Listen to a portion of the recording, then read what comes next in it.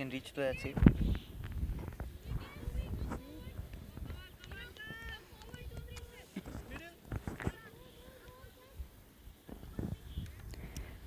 A very good afternoon. Welcome to Vision Cricket Ground. This is a match between GeForce 11 versus Fingent Pathbreakers, with GeForce Cricket Academy winning the toss and electing to bat first.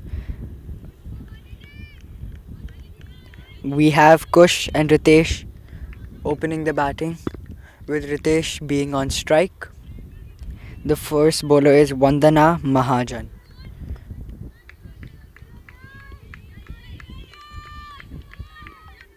It's a very windy day today, and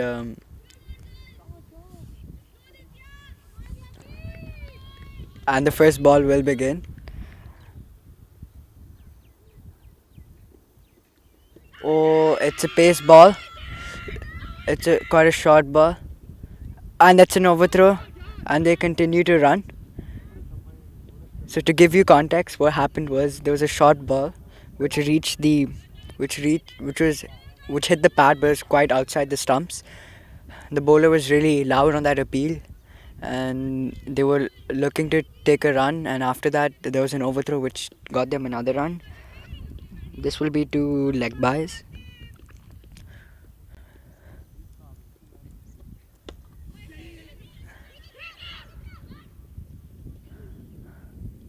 So it's a good way to rotate strike straight down middle and just kind of tap bit towards the gap between mid wicket, and they'll take a single.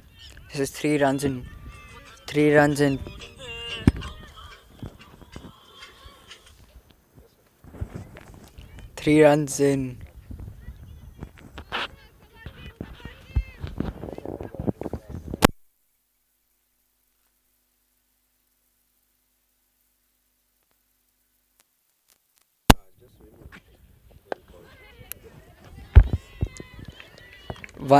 Vandana Mahajan finally getting the ball on that off stump. Kush just defended it for the third ball of this innings. It's a solid defense.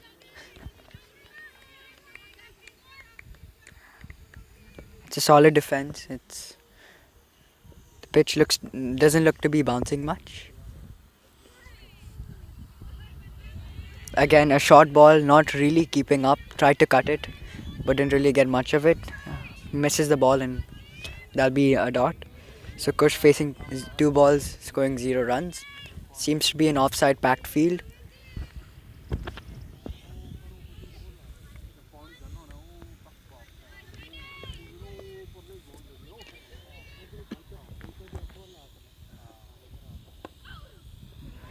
Hit between the gap of square leg and square leg of mid wicket. There was a call by the non-striker for 2 runs, but the striker, but Ritesh declined that call, and it'll just be 1 run. That was a good shot.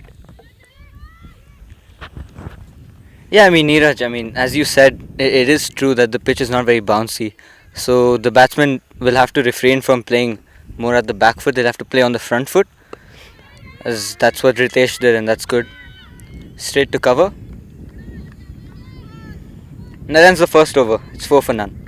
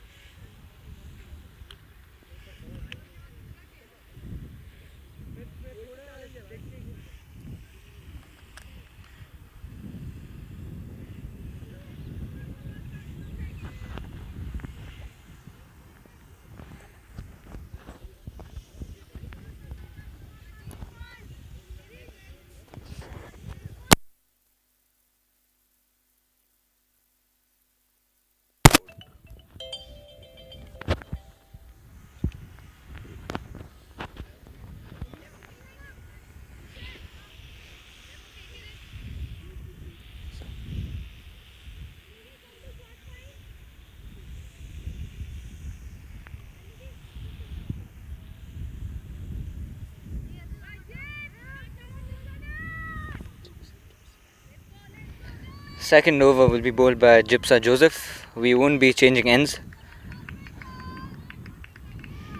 And Kushne Gandhi will be facing.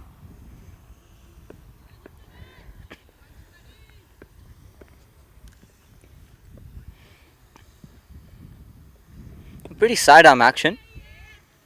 It's unorthodox, but it's helping, hopefully.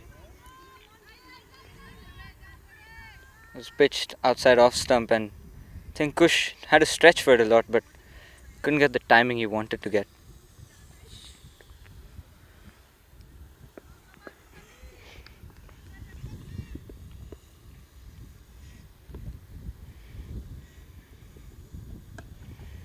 Backed away, pulled, but straight to deep mid wicket. It would only take a single.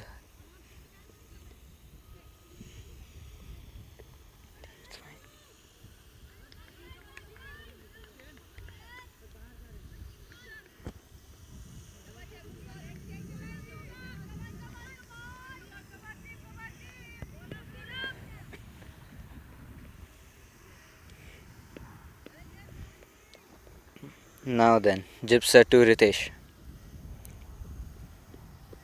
Ritesh clears the infield. It's a very slow outfield, so he won't get 4. And the fielder chases, and they quite comfortably get a double.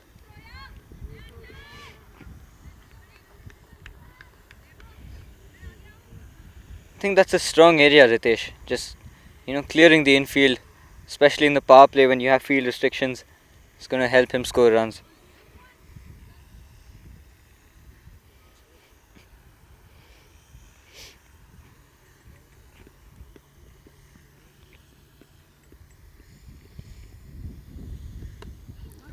Gets an outside edge, straight to third man, and he picks up a single. I think his bat face closed a bit when he played that.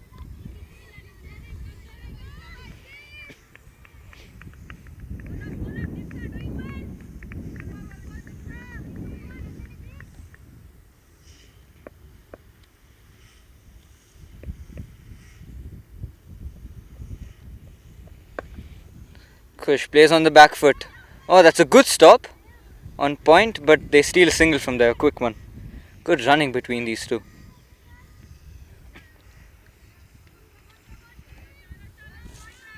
Last ball of the over. See what Ritesh can do.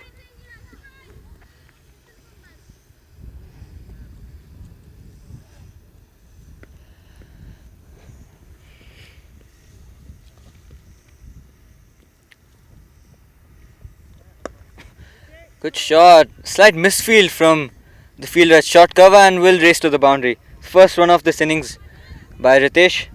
Ends the second over. It's 12 for none.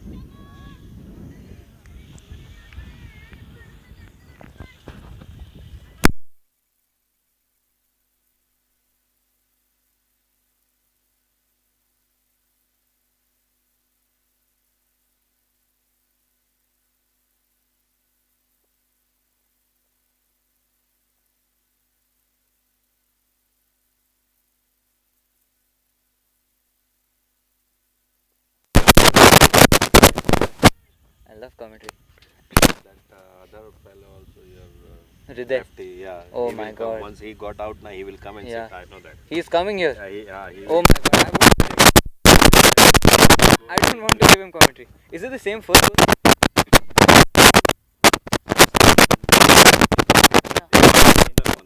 Same one. Okay. Right, so third over. Vandana to continue. Kush playing on the back foot again. Steal a single. Chance of a run out, but he makes it in. If you have a mobile, I will give you data. Just bring your own. If you need a data, I will give you.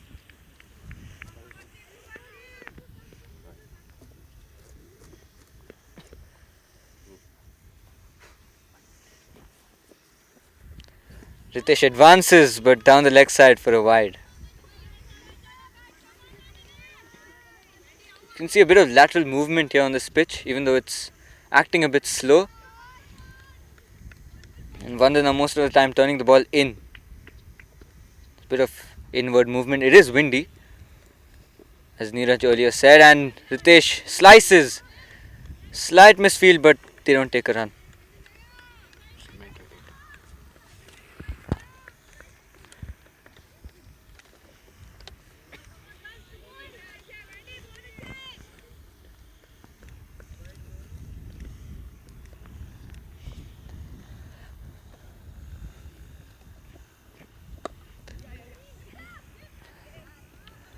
Another slight misfield, but they take a single. Ritesh flicks it straight to deep mid wicket.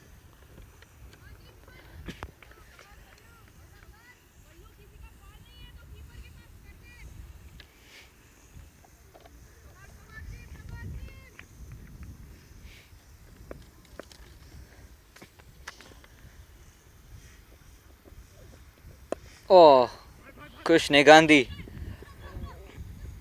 Good throw, but just missed the stumps. Kush steals a single. He tried to play on the back foot towards cover and point, but it was too straight, so it went straight to mid on. I think he played that quite early.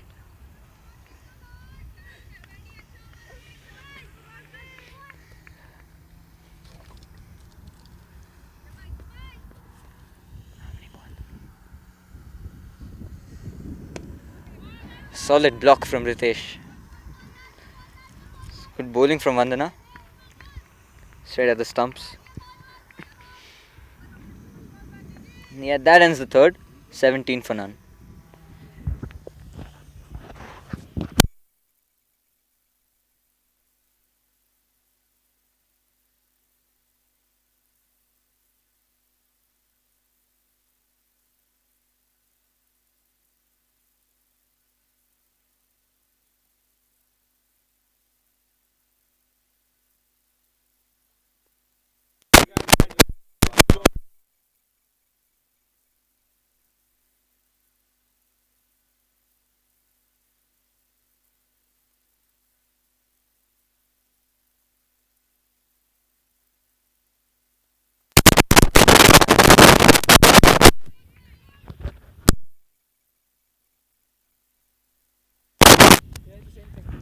And Gypsa will bowl the fourth. Kush leaves it, but no signal from the umpire. So it starts with a dot.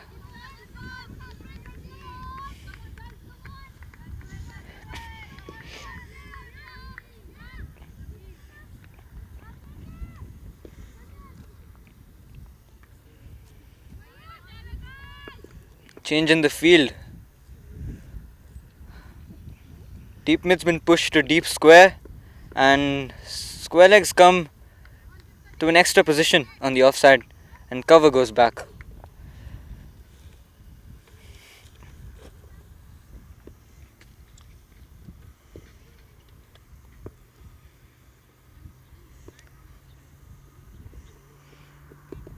Oh, mistimed from Kush.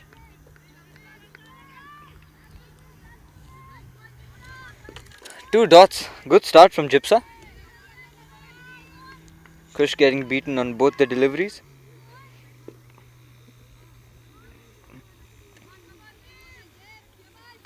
I think they should slightly up that run rate of theirs.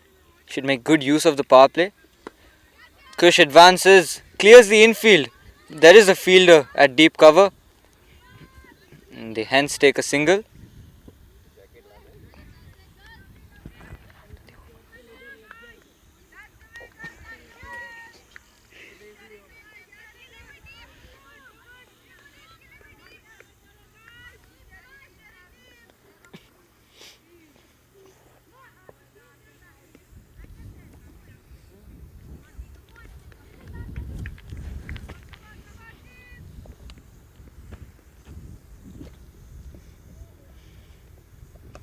Ritesh sweeps straight to the fielder and a single.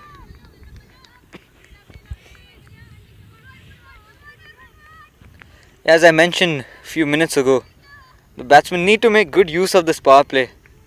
They get a good start, they can make use of it in the later overs, keep that momentum, maybe get a run rate of 7 or over, and get a good score of probably over 200. They would love that. Kush! Oh, just lands between short cover and mid off. Kush trying to clear the infield as well to score runs. He's not getting the timing. He's playing a bit early. You know the ball's coming a bit slow. So you just have to wait and play, I guess. Last ball of the over. Good one so far from Gypsa. Straight drives. Ritesh, a diving effort. The mid-on fielder stops it and they take a double. Shot of the day so far. Very good shot from Ritesh. Just pushes it down the ground. And double to end the over. After 4 overs, it's 22 for no loss.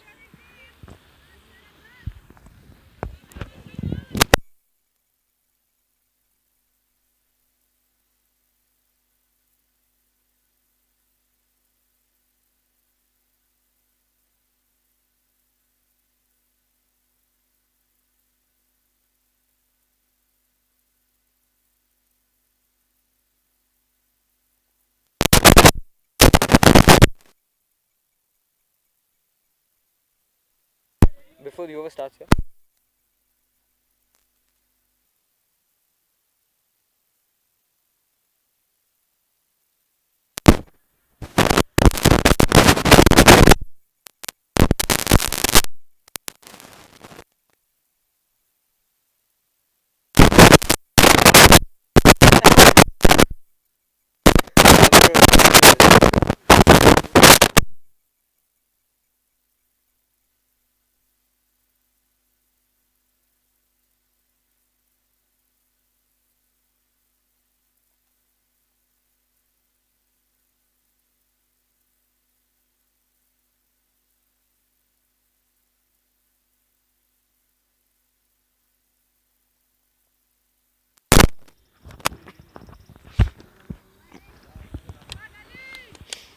Right, so 5th over. Alina has the ball in hand. Oh, she's quick. Good ball, but a wide to start. Not bad pace. She pulled that on the stump. It's going to be hard for the batsman to face.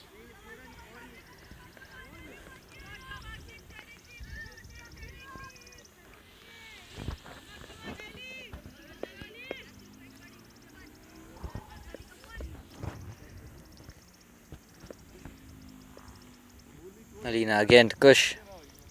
This one is on the stump. Good foot. Good push on the back foot. Good throw. Just missed the stumps. Reckon you would have been gone if there was a direct hit. Single taken on the second ball. Only the one boundary has come so far in this game. From Kush. A couple of overs ago. Hoping to see more from the batsman. Bit short. Oh, misfield from cover. No one at the back. Fielders chasing again. The slow outfield won't let the ball go to the boundary. And the batsman pick up an easy double.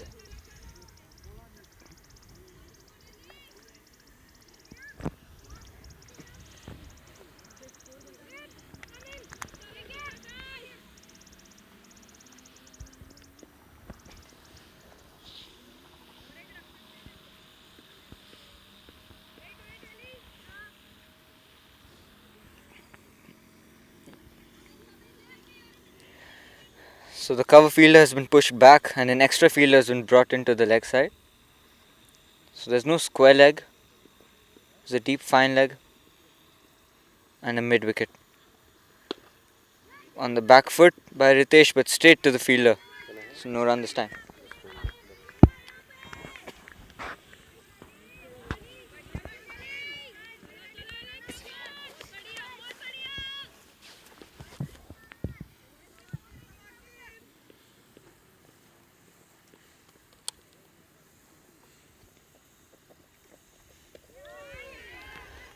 Well left from Ritesh.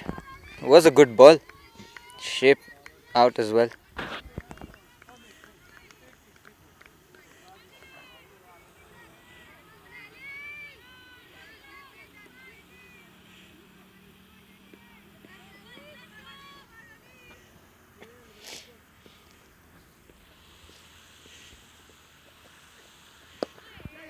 Another push, but a quick single.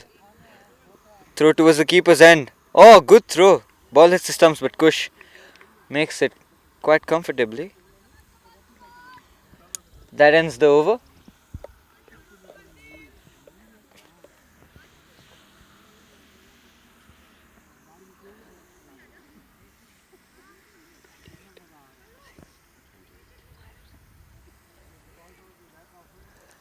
.28 for no loss in the end of 5 overs. Batsman asking for a drink.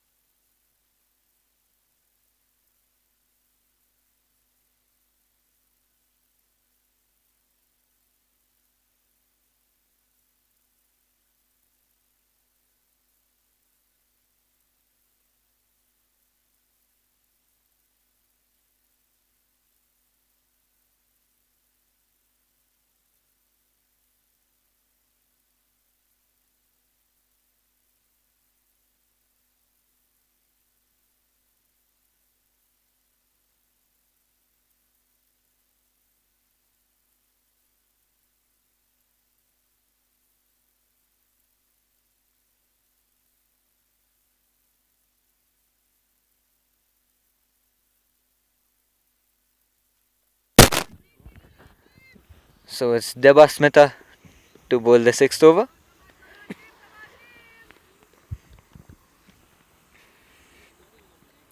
And some spin being introduced for the first time in today's game. Right arm off spinner. Well bowled. Solid defense from Ritesh to start. About 3 overs to go in this power play. So they must take on one or maybe two of the bowlers. So let's see if she can be the one.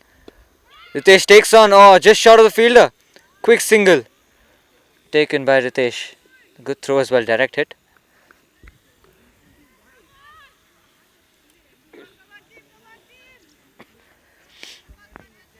Again, the slowness of this pitch not allowing Ritesh to score quickly. He's been having to wait to get his runs.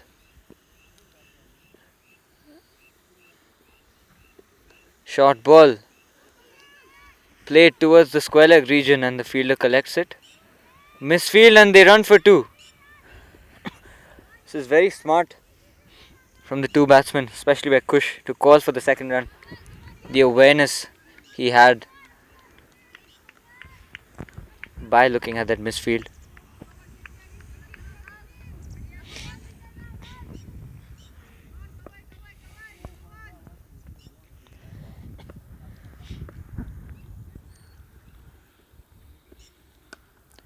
Good shot from Kush.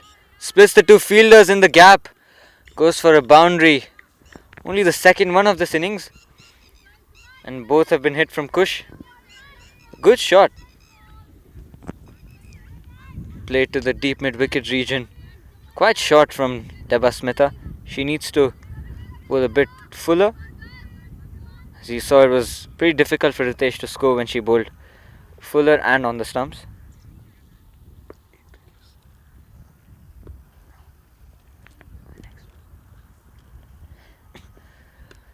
Shot again. Pulled by Kushan. Sorry, Kush. My mistake. And another boundary. So, back-to-back boundaries and back-to-back short balls. Pretty much an action replay. So, Kush trying to accelerate here. So, there are two fielders at the back and both on the leg side. One on square leg, one on mid-wicket. And he split both of them. Played the ball to the boundary.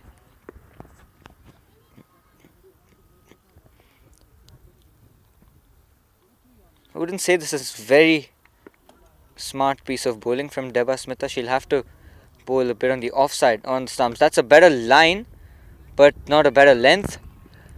Play towards the mid-wicket region and they pick up a double. And as I was saying a few minutes ago, they have to pick this bowler or a couple of bowlers who they have to take on in this power play. And I think Deba Smita is one of them, who they did take on.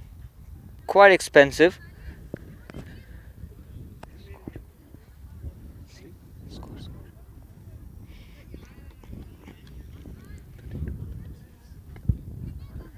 And after 6 overs, 41 for no wicket. They have accelerated. So we have an addition in the commentary box. It's Kushan Sainani with me. Yeah, hello. So I think, like Sharan was saying earlier, we've gotten off to a bit of a cautious start over here, but slowly but surely, I think we're starting to pick up the pace. Kush has started off well. So is Ritesh. Ritesh a bit more cautious than Kush.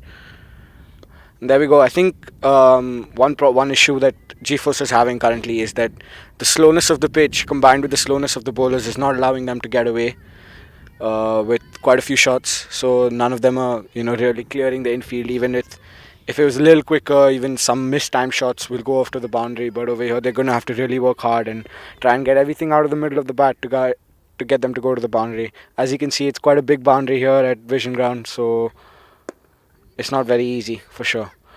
But what they've done, I'm pretty happy with what they've done with how they're taking quick singles within the circle and clearly exploiting the fielders staying back on the 30 yard and not all of them being ahead. So they're hitting gaps, and that's very good to see from the both batsmen who are clearly finding it hard to get boundaries at this stage. Yeah, that is very true. What you said about the slowness of the pitch. Very rarely you see them, playing on the front foot. Saw Kush playing a lot of his shots on the back foot because of the fact that they had to wait for the ball to come to them quite often. I mean, here a couple of balls have been played on the front foot because of Alina's pace. She's a bit quicker than the other bowlers.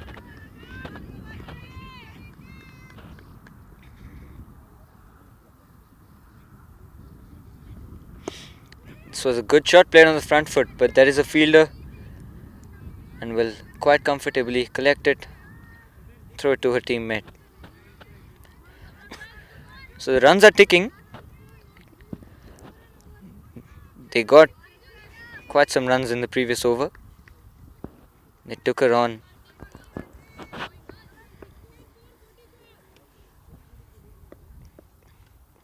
Just an over and a half left in this power play. Lets that one go Kush, but no signal from the umpire. That was a bit wide on the off stump, but probably just inside the wide line.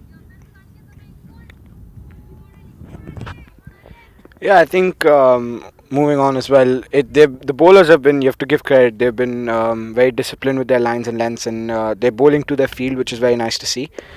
And it's tough going out there, but I think 60 runs in 8 overs would be a fairly decent score at the end of the power play. What do you think? Yeah, it would. I mean, a good start always brings you momentum for the rest of the innings, especially without the loss of any wicket. If both of them can continue for maybe around 90 or 100 runs, that would be really good for GeForce, and it would set a nice platform for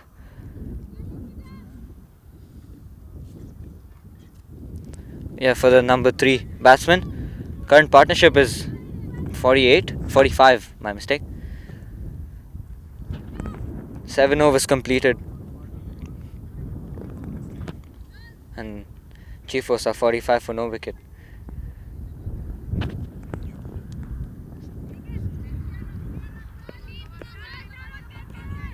So another spinner being introduced in the name of Aprana. They took on the previous spinner. They could try taking her on as well. Last over of the power play, of course. Need to get as many runs as possible. Appeal for leg before. Given! The new bowler works. And Kush just trying to, clear the leg side as he did against Deba Smitha. And he tries to do the same thing. Tries to split the fielders. But he ends up just missing it completely.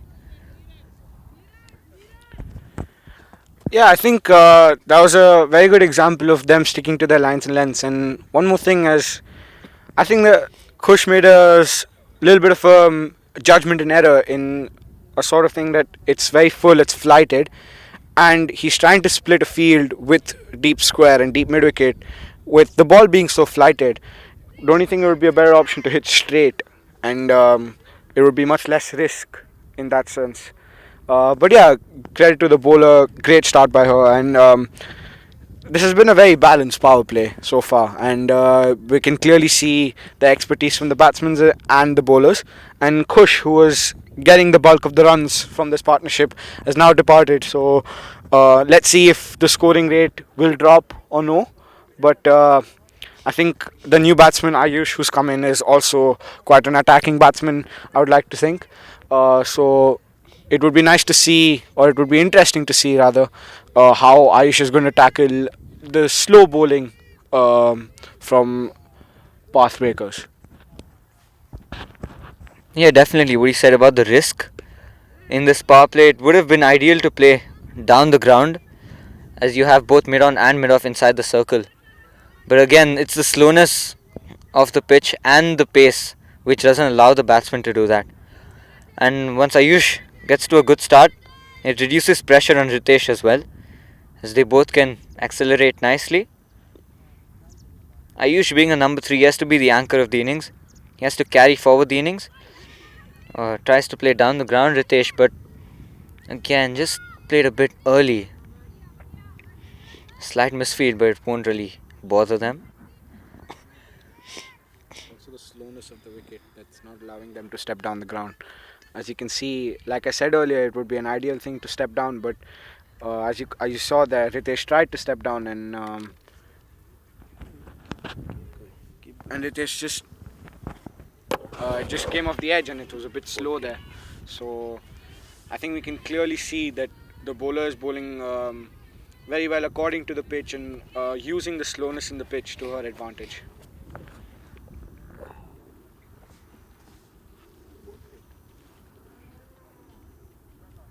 Now Ayush. Good shot. Straight to the field, a quick single. Very risky run Ritesh there, just makes it. but an That overthrow, and they pick up another single. That was pretty risky. They've been taking on the fielders quite a lot today, and they've been quite lucky in doing that. But again, it has come a bit to their advantage, their ability to steal quick singles and putting more pressure on their fielders.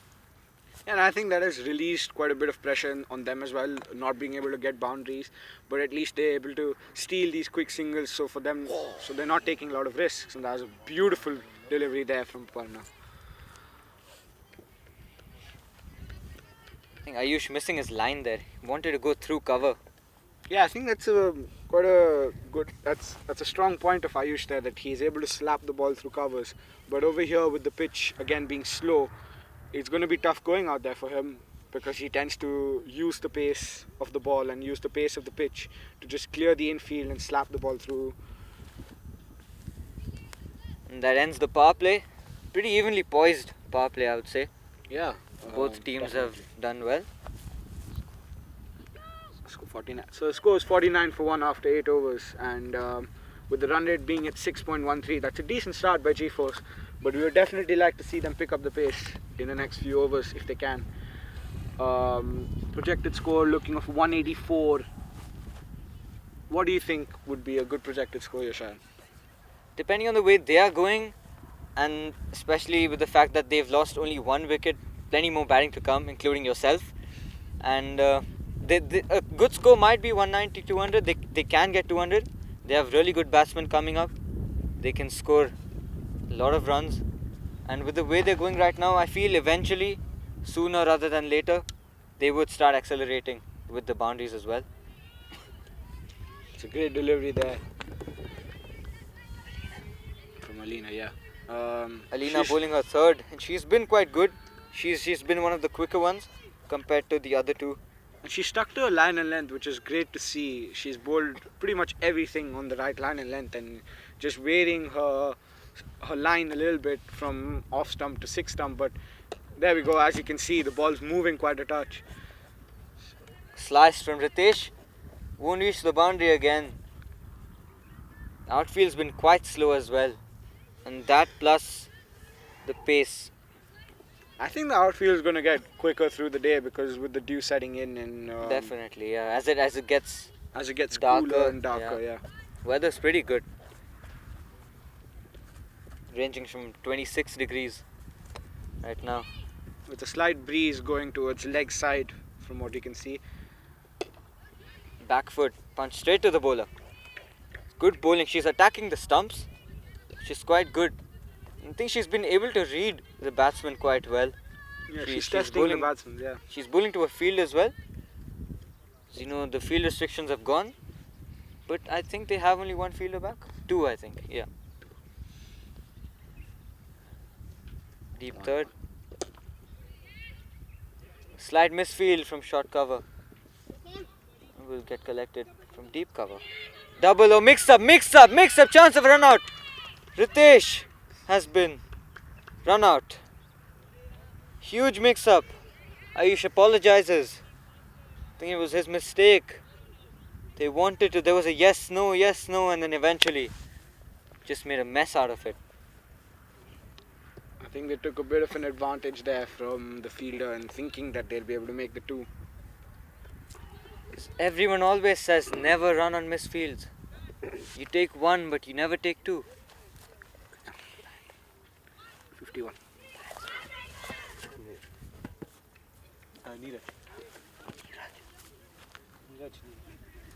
The new batsman is Neeraj Shah. He's been promoted up the order.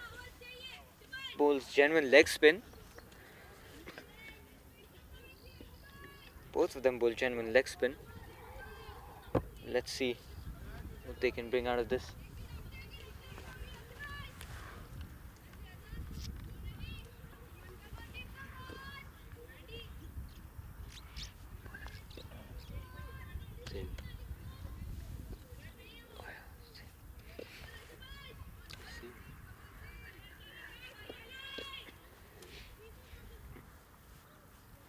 Now then Alina to continue and Ayush will be facing. Try to attack, just gets the toe of the bat straight to the fielder.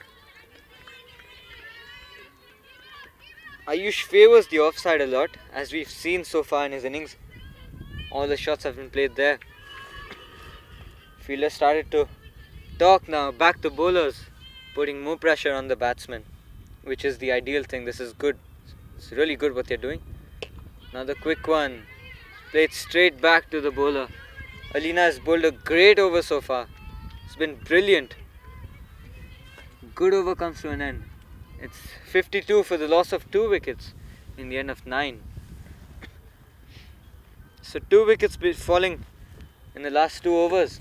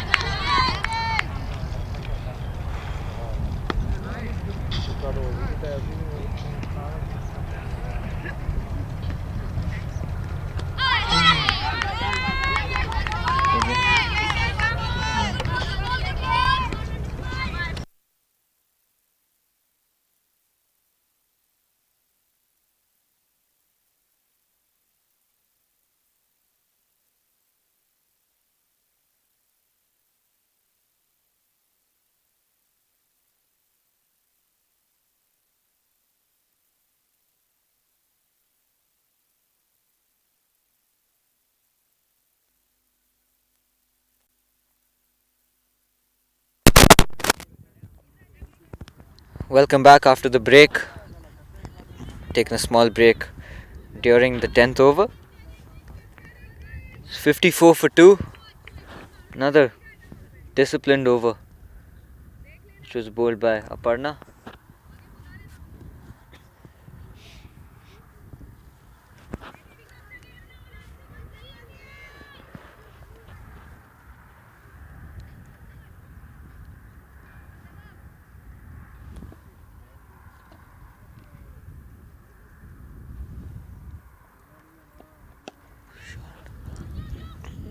Aggressive strike from Ayush.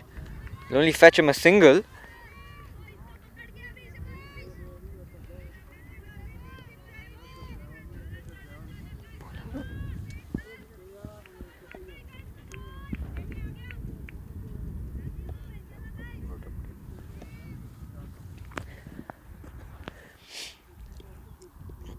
We haven't received any updates on the bowler's name yet, but it is a new bowler.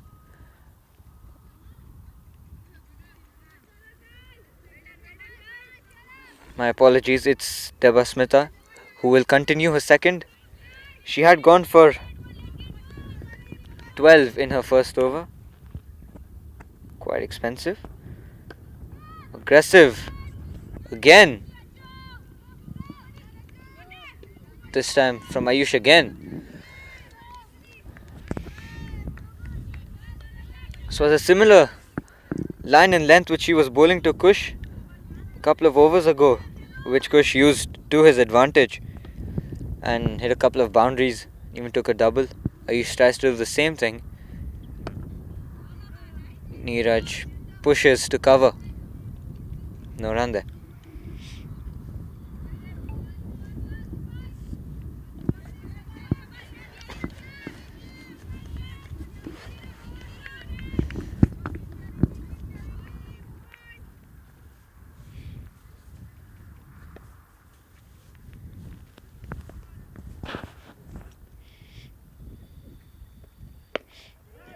Waits on the back foot. Plays it again straight to cover. This is good bowling now. This is what she needed to do. The length could maybe be improved a bit, but this is a really good line to bowl to, especially to a new batsman who's entered the crease. Neeraj tries to make it a full toss. Mix up! Direct hit. Excellent effort from the bowler, Debasmita. Collected it off her own bowling, tries to throw it at the stumps, and Neeraj just gets saved. End of the over. 11 done. It's 58 for 2.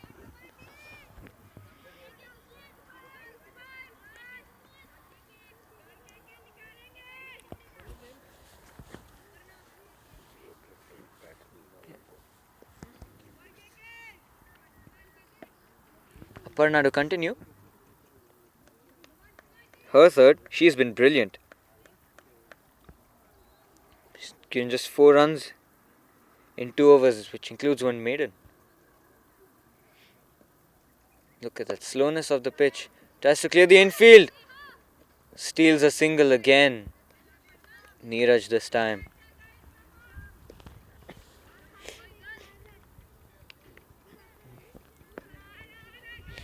Now then, Ayush Rao. On 5.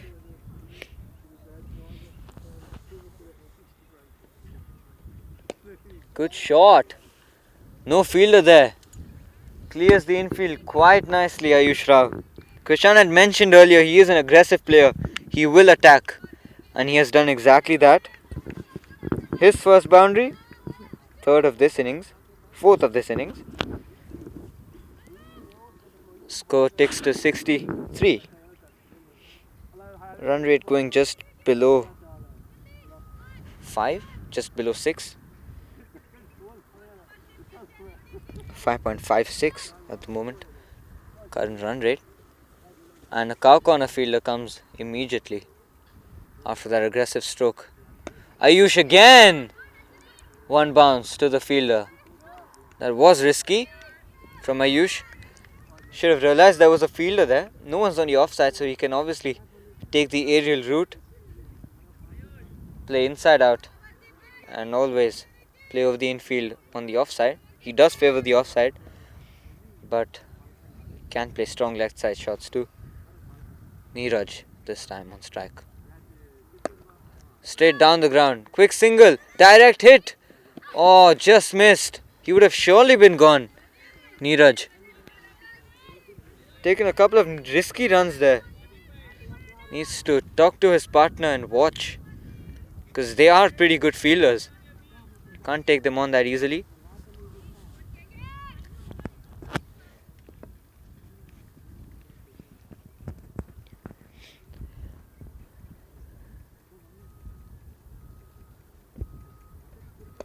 Top edge in the air. Mid-off calls for takes an easy catch. And that is the end of Ayush. Departs for 10. He's taking a lot of risks. This was another not calculated. This was an uncalculated risk. Shouldn't have been taken. And he has to depart for 10.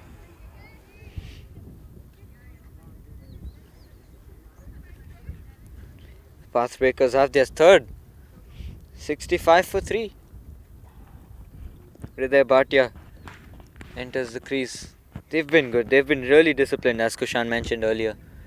Been quite good with their lines, lengths, fielding, spot on. Everything's been good for them so far.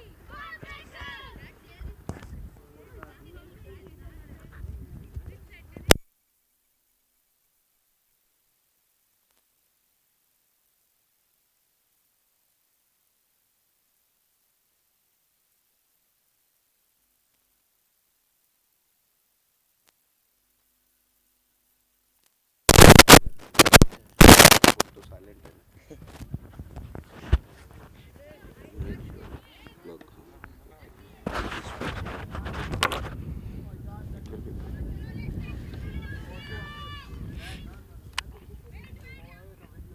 They had rotated, so Neeraj will be on strike and not Hriday, the new batsman.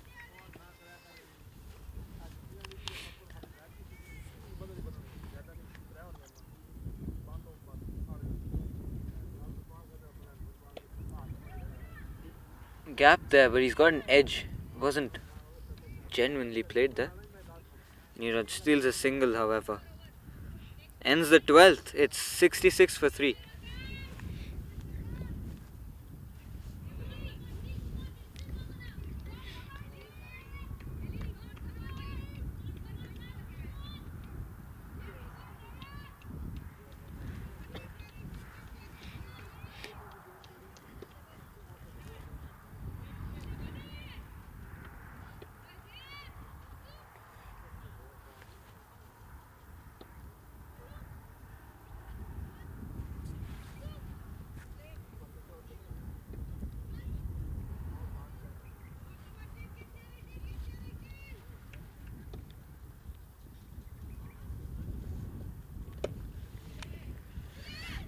Mix up again.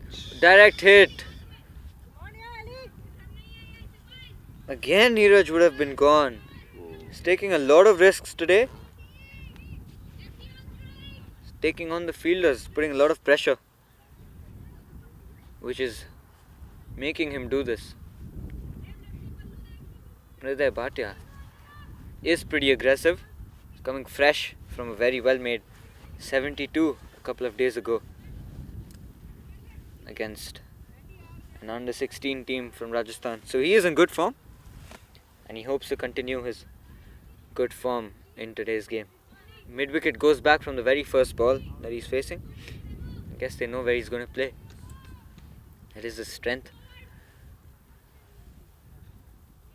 It's just the one fielder at the back when they have the allowance to keep 5.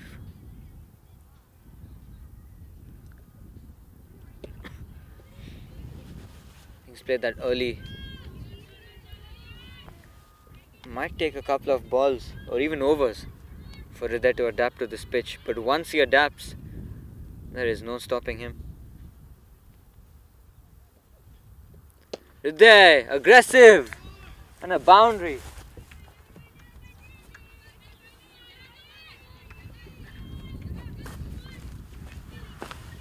I had spoken about the fact that he is aggressive and he has power.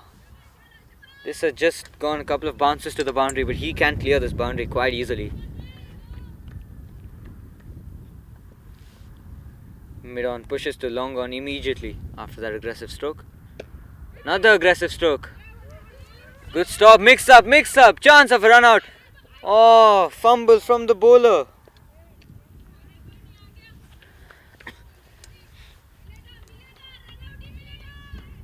Fielders putting huge amount of pressure on the batsman.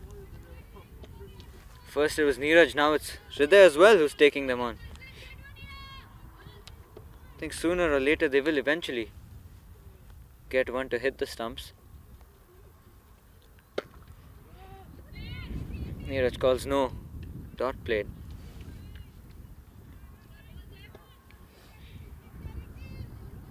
Last ball of the over.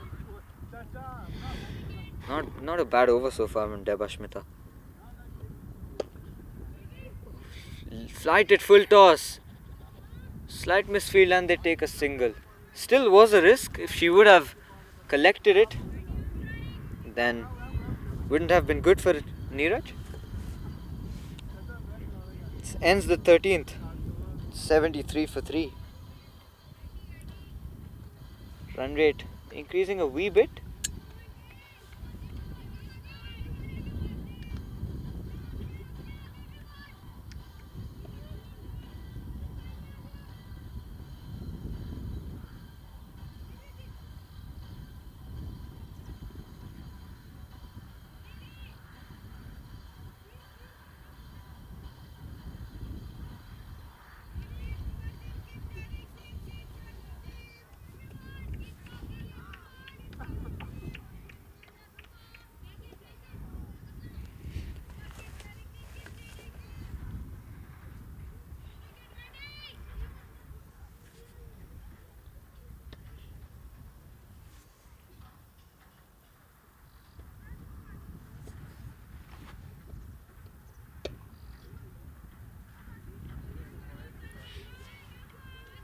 New bowler.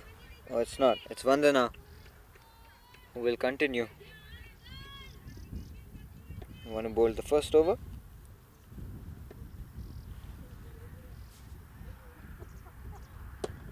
Neeraj on the back foot. 2 dots in a row. One is about the pressure that the fielders are putting on the batsman. Second is the pressure that Neeraj is creating on himself, which is making him take these risks and run the singles. The fact that he's not been able to clear the infield quite easily and score runs. He's on 7 of 19, which would not be what he would want, wouldn't be at his best right now.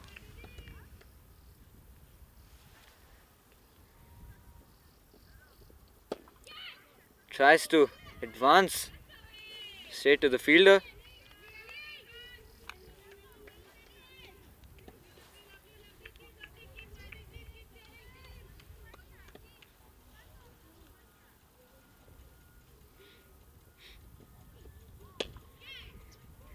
Again straight to the fielder. Risk!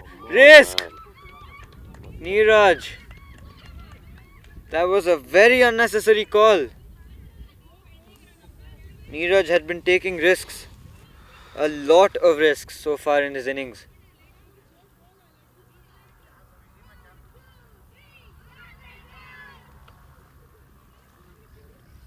This was quite unnecessary.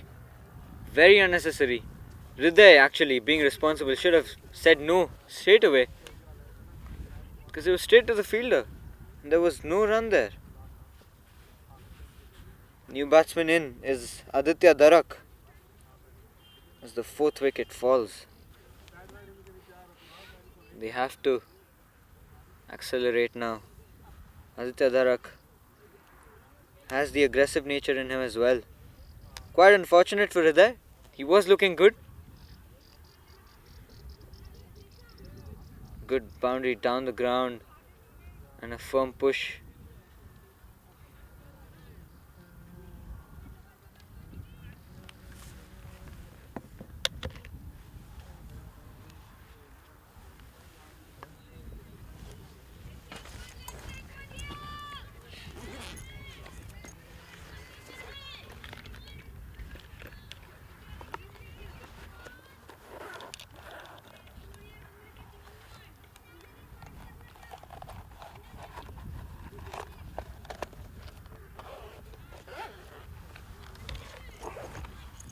It's good bowling from Vandana as well.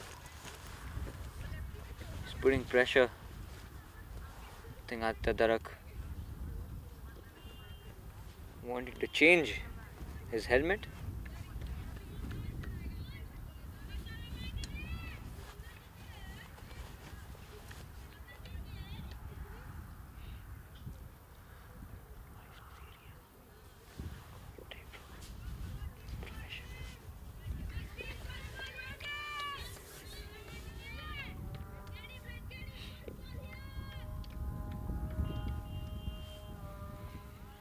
Yeah, it's always good to back your bowlers.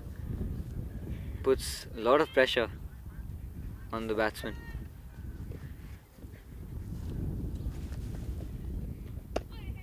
Solid block from Aditya Darak. First ball.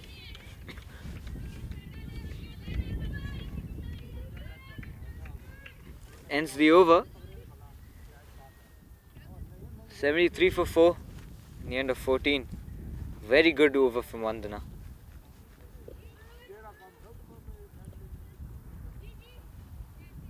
Was a wicket maiden, in fact.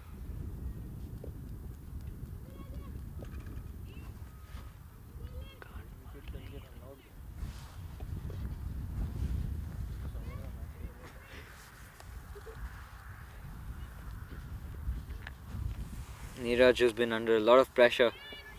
Will have to accelerate now. He has been promoted up the order, and of course he would be going through a lot, but oh, an inside edge, or is it? No, it's a wide.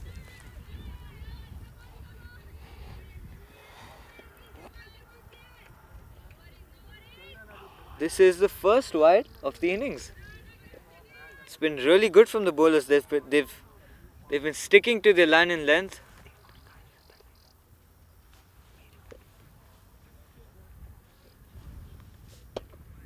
Neeraj tries aggressing.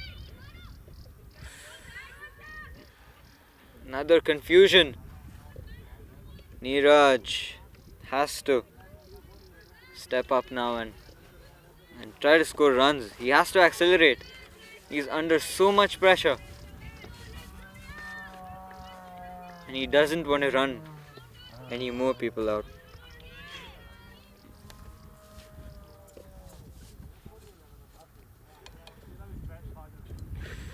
Advances.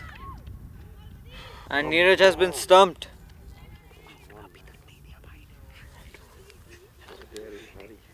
So finally, Neeraj, after a steady and a risky innings, departs for 7.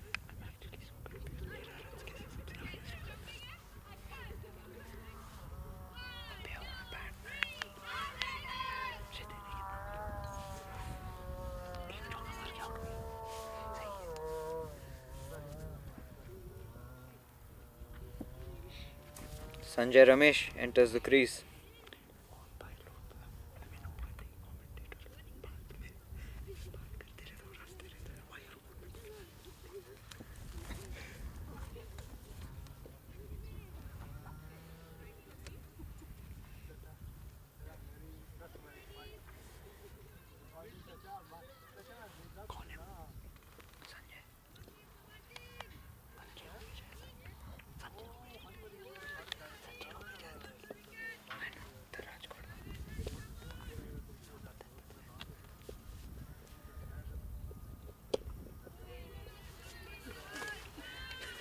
Blocks his first delivery.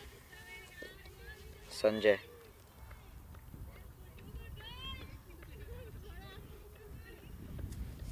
So 2 new batsmen at the crease. Added pressure now to both the batsmen. Oh. attempt to go on the back foot and play. I do not suggest him to do that here. Pitch is slow. Pace is not much. I've mentioned that a couple of times. Have to play on the front foot.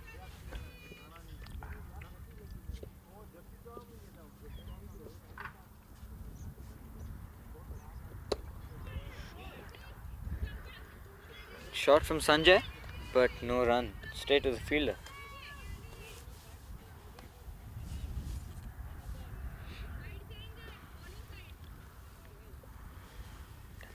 We're halfway through the innings and it's 76 for 5 and we're going to take a breather.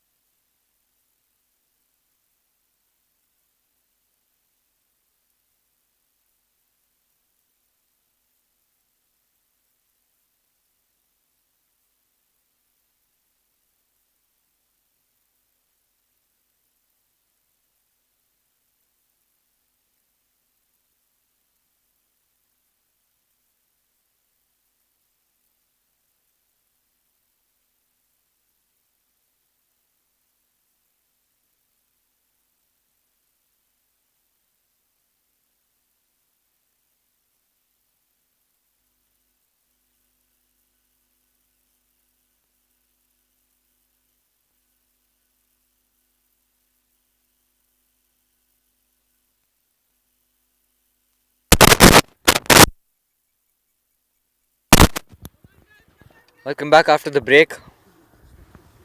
So good shot being hit by Sanjay. Ran 3.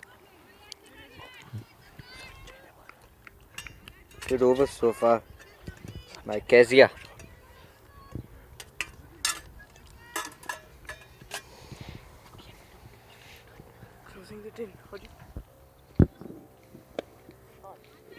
Slow pace. There are calls for a run. Powerful throw from the bowler's end. And an overthrow leads to another run. So from 0 it ends up being 2. Change in commentary now. We have Hriday Bhatia. Hello everybody, Hriday Bhatia coming to commentate.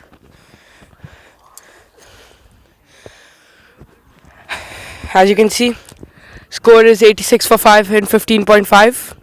Current run rate 5.43. Projected score is 163. And it was very good running from Aditya Dharak and Sanjay Ramesh last ball. Coming in for the next ball. Looped up on the outside off, played to the short cover region, and it's a dot ball to finish the over. 86 for 5 in 16 overs. Current run rate 5.38. Projected score is 161. The the partnership is 10 in 10.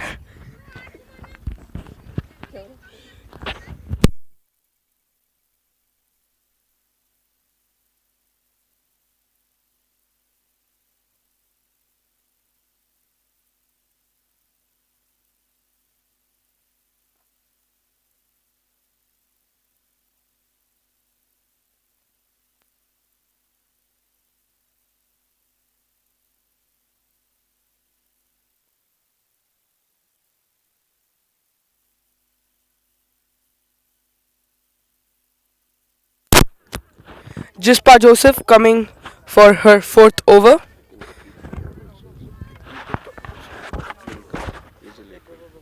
So it's more comfortable. 3 overs, 14 runs and 1 wicket from Jispa Joseph coming for a fourth over, first ball. And that's a very good ball. Miscommunication from the batsman. And it is not resulted in anything. There was a miscommunication from the batsman. Almost lead to a run out, almost leading to an overthrow. But nothing happened. It was a very good delivery from Jispa.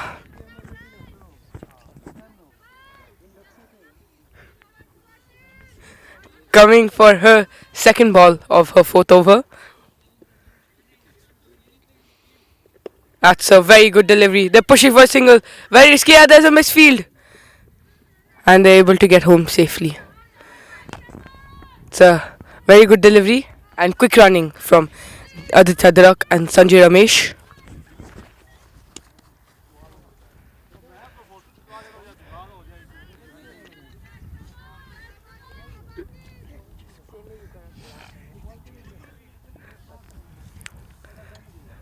Jipsa coming for her third delivery, and it's a very good Yorker. Aditya Dirak cannot do anything with that ball. It's a very good delivery. Do that. Sit there. Sit. You also sit there.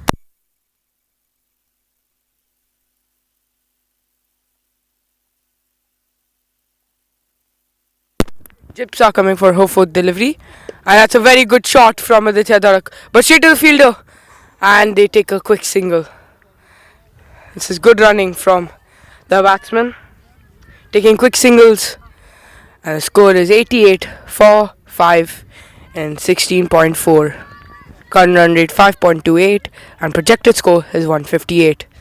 Jipsa coming in for her fifth delivery of her fourth over to Sanjay Ramesh, and he's hit that to the short cover region, and that's a dot ball. We've seen many singles taken on that short cover region.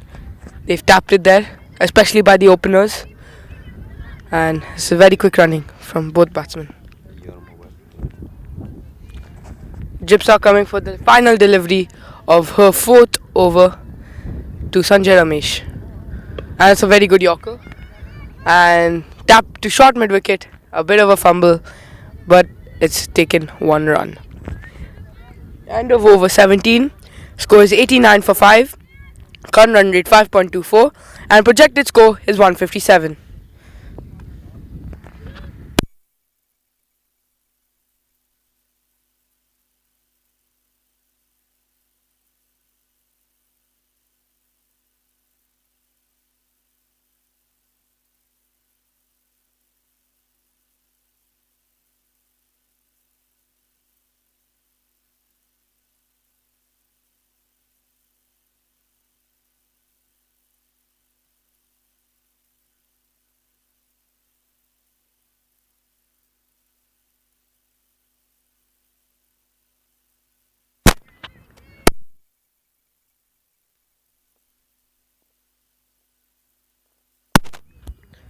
Kezia coming for her second over, and the first delivery will be bowled to Sanjay Ramesh.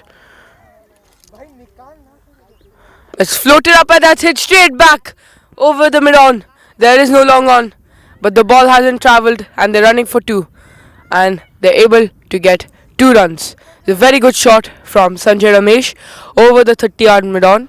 There is no long on, unfortunately, and they take 2 runs. Good batting from Sanjay Ramesh. Kezia coming for her second delivery of her second over. Loops it up on the middle stump, and that's hit straight in the gap between mid-on and mid-wicket. And they'll be pushing for two. Will this be risky? And they're able to get home. Good quick running from Aditya Dharak and Sanjay Ramesh. They're able to get another double. This was hit in the gap between the mid-wicket and the mid-on. And they get 2 runs. Kezia coming for her third delivery of her second over to Sanjay Ramesh. It's looped up. It's a full toss and that's pulled. Oh, and there was a diving attempt. It just wide of the fielder. A full toss pulled wide of the fielder at the short mid wicket, and they get a single. Kezia coming to bowl her fourth delivery of her second over to Aditya Dharak. Short ball on the offside, and that's pulled to the 30-yard mid-on, and they will take a single. Good batting from these two, letting the scoreboard tick every ball, getting singles and doubles, scoring runs freely. Good stuff from the G-Force 11. Coming in for her fifth delivery to Sanjay Ramesh, looped outside the off stump, and that's a wide ball. Very expensive this over for the Fingent Pathbreaker, and runs coming freely for the G-Force 11. Coming for the final delivery, and it's a no ball.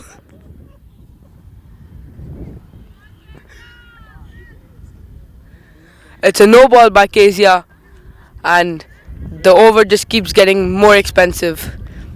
Sanjay Ramesh batting to a free hit, and the final ball of Kezia's over coming in. It's a short ball on the leg side, and that's hit away, but there is a fielder located at the deep backward square leg, and they're able to take a single. A very windy day today. It'll be good for the Pacers. And that's the over. Score is 99 in 18 overs for 5. Current run rate is 5.5, and the projected score is 165. Good batting from the G-Force 11.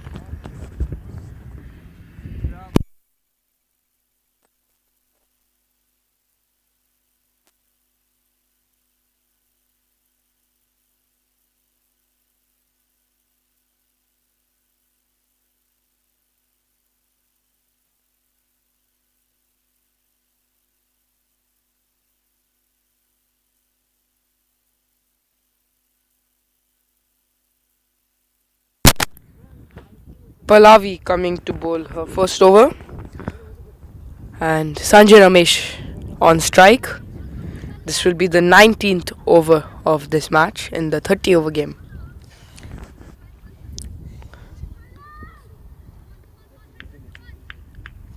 The partnership is 23 of 23, with Sanjay Ramesh on 11 and Aditya Dharak on 5.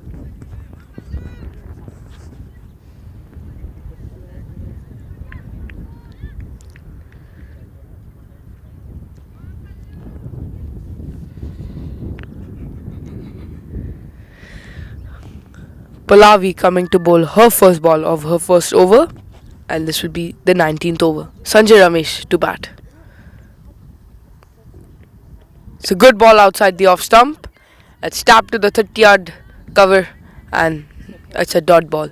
Good bowling, good first ball from Pallavi. Seeing a little bit of bounce for the first time. Opening overs, there was no bounce on the wicket. Starting to see some bounce now. Coming in Pallavi for her second ball of her first over.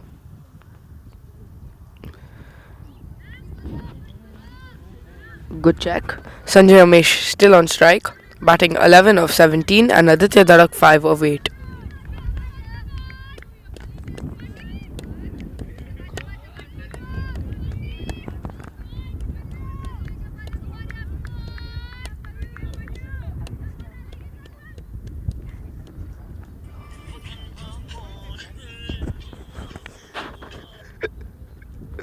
coming for a second ball, and that is edged. It's flown through the gully region, and that is a boundary. Sanjay Ramesh had chased the wide short ball. It edged his bat, gone between the point and the deep third man, and that is a boundary. Very good shot and very good bowling from Pallavi.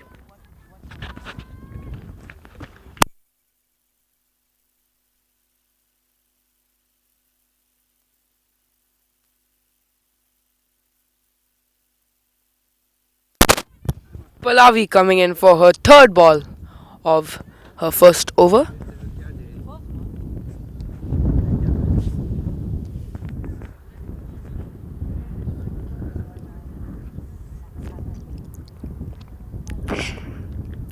This is on the middle stump, and it's hit over the mid wicket region. And will they push for two? They're not going to be pushing for two. Miscommunication, but Sanjay Ramesh makes it home safely.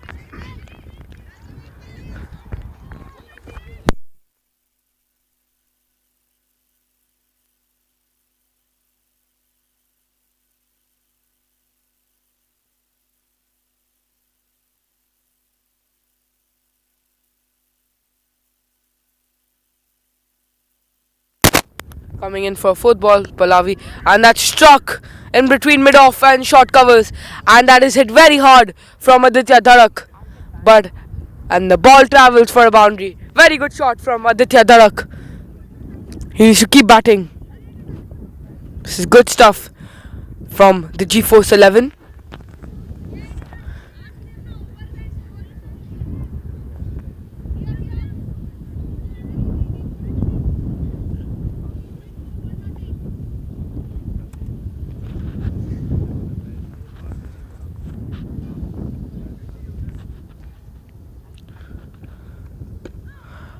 It's a very good shot from Aditya Dharak.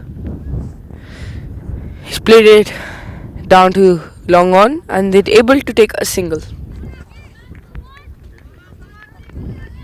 This will be the last ball of Pallavi's over to Sanjay Ramesh.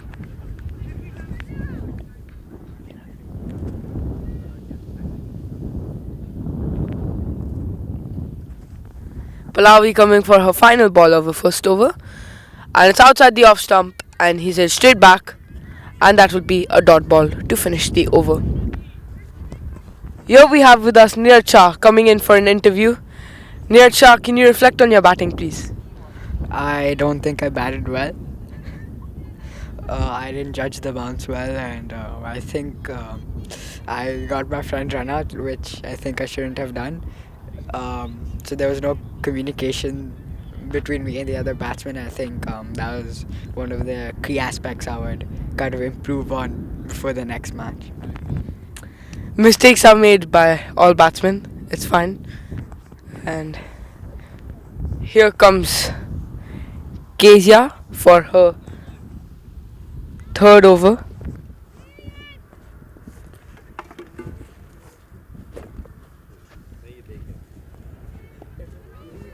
Kezia coming in for her third over. First ball bowling to Aditya Dharak. Coming in for the, and it's hit on the onside, played down to the fine leg region, pushing for two, and they'll be able to get 2 runs for that. Good stuff from Aditya Dharak. Very good batting.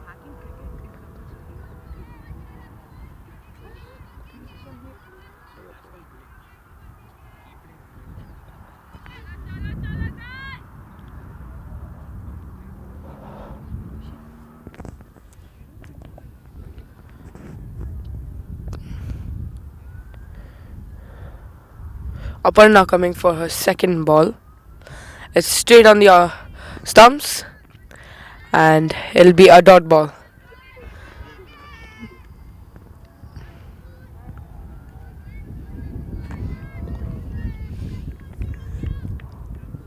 Aparna coming for her third ball of the 20th over to Aditya Dharak, and he stepped out. It's a good shot down to the long on region, and they're able to take a single.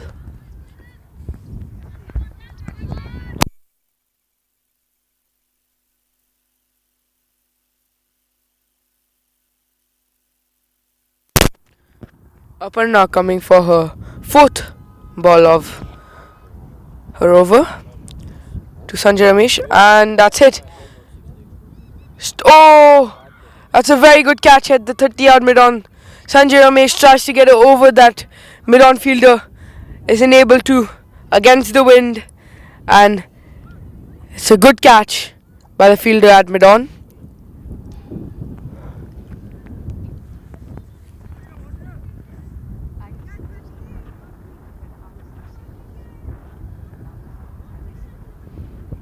Kushan Senani coming in to bat,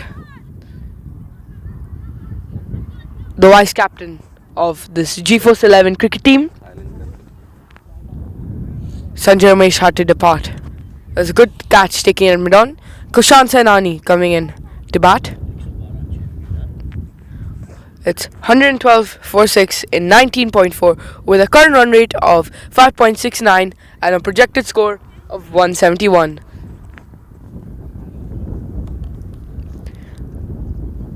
And the commentary will be taking a short break.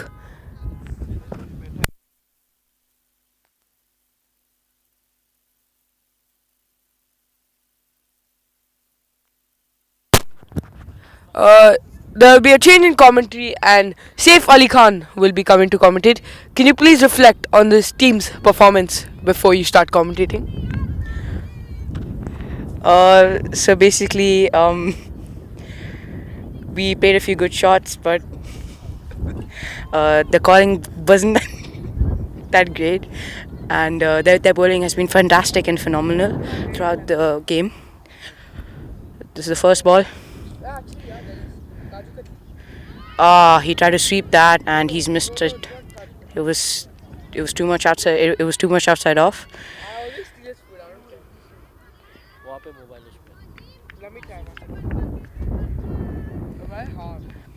This is the last ball of the over. That's a really good shot, but it's gone straight to the fielder at deep mid wicket, and that's only a single. And only 4 runs off that over. It's a good over for them.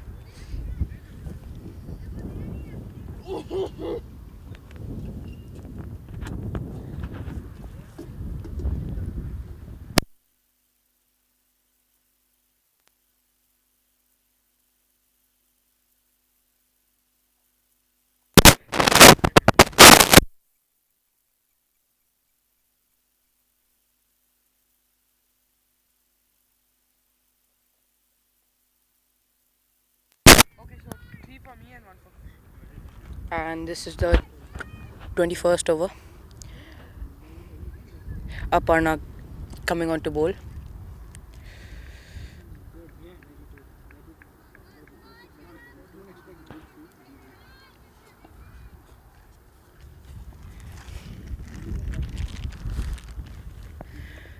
It's a good ball, but that's gone straight to short mid. It was a little too short, but she's gotten lucky there. Two. This is the second ball of the over. It's a good shot, but that's gone straight. That's gone straight to mid off, and they take a run successfully. Shouldn't be a run that's too risky, but he's taken it and he's made it.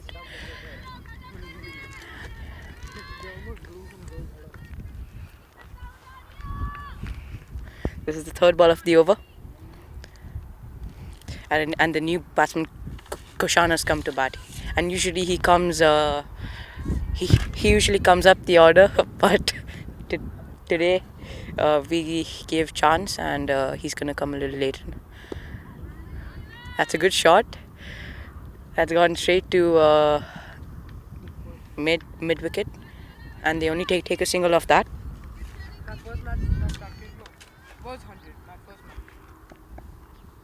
And Adi Tarak on strike now. Fourth ball of the over. That's a good and that's almost a catch. Shotmate tried really well to get that, but it just goes through her hands. So 4 balls up, and score is 116 for 6.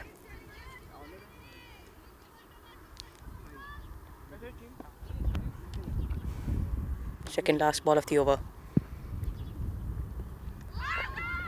That's a beautiful ball. It's gone straight through the gate, but it doesn't hit the stumps. That's great, and that's great bowling from Debasmita. The last ball of the over. Let's see what happens. It's a good ball. Kushan steps out, and that's gone straight to short mid wicket. Great fielding by her, and that brings the end to the over. Only 3 runs off it.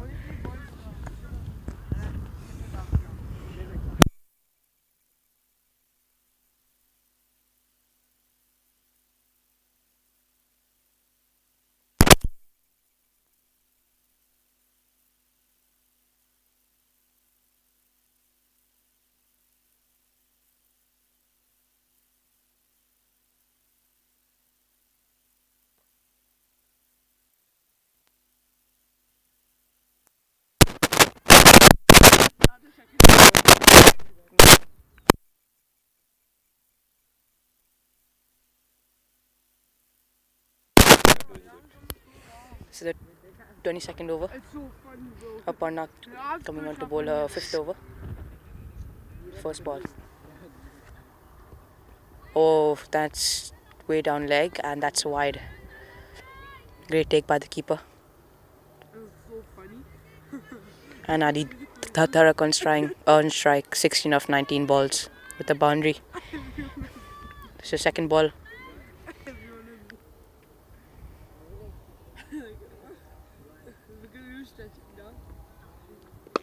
That's a better ball, outside off, and that's gone straight to long on.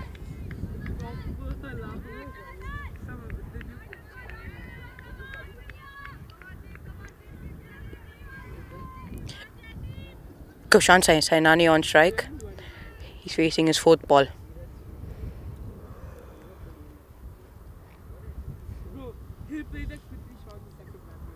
He steps out and takes a long swing, and that's a very good catch by the fielder. That's a really good catch, and Kushan has to go. He has to walk back. It was a good ball outside off, and he tried to use his muscle. He played against the wind and thrown straight into the hands of the fielder. Great take.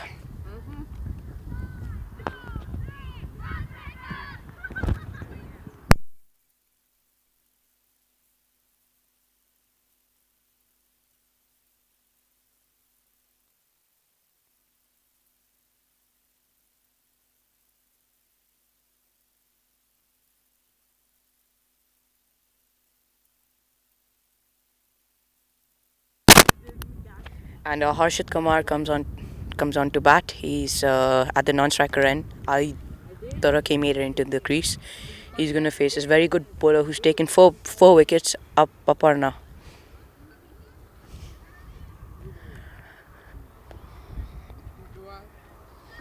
So 7 wickets have fallen down for 119 runs, and we're onto the 22nd over. And this is great bowling.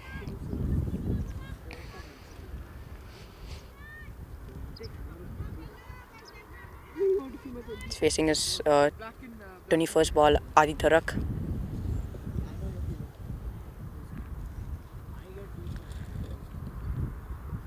That's a good ball. That's good length on outside off, and he could only defend it. Good bowling.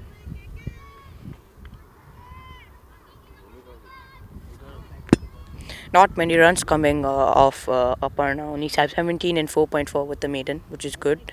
And she's taken 4 wickets. And that's a good shot. He steps down and hits it to long on, who fields it very well, and that's only a single. which brings Harshit Kumar on to strike. He's facing his first ball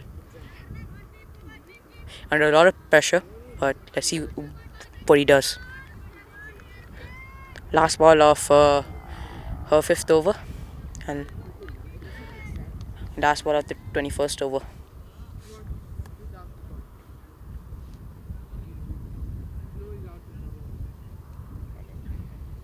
Oh, and that's very well bowled. And that's out. And that's a 5 wicket haul for Aparna. That's great bowling, which brings her to 5 for 18 in 5 overs with one maiden, which is really good bowling.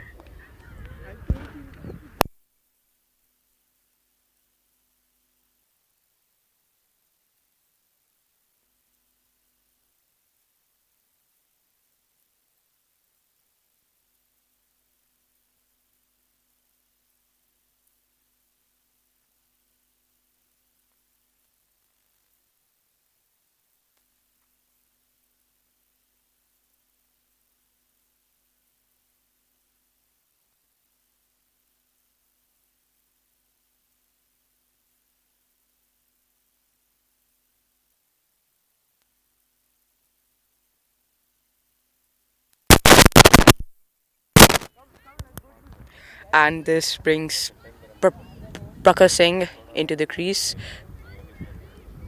and that's over up.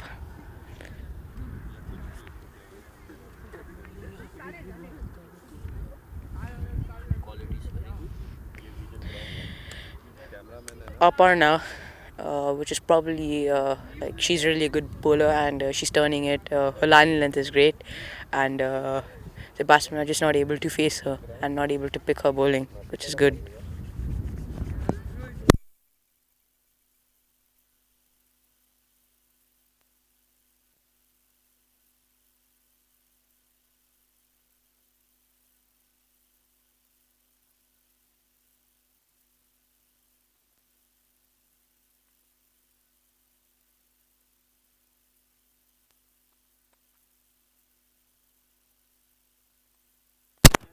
This is first ball of the 23rd over, of the 22nd over, sorry, and it was a good ball.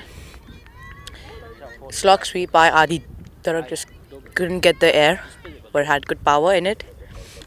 This is Prakar's first ball.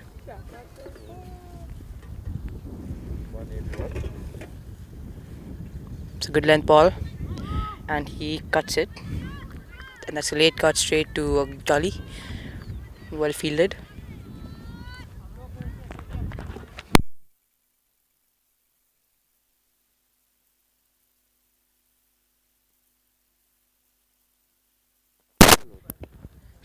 That's good bowling.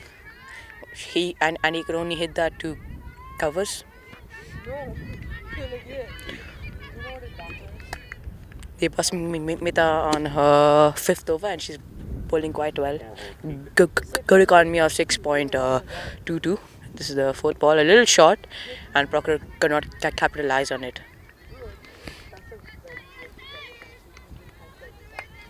I had good speed, and it was probably a straighter one as well. I didn't see much turn on it.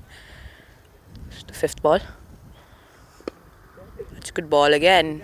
Flighted up, and Proctor could only hit that straight back to the bowler. It wasn't a bad drive, just couldn't get much power of it.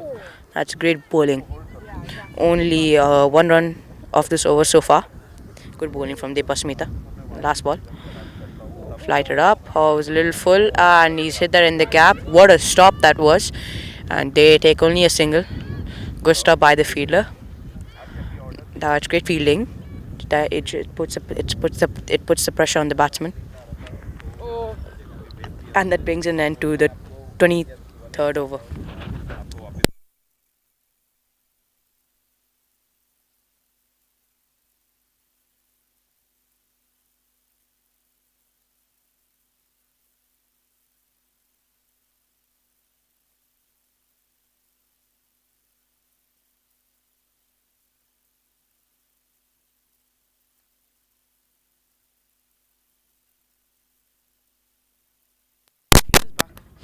This is the 24th over. And Aparna is gonna bowl.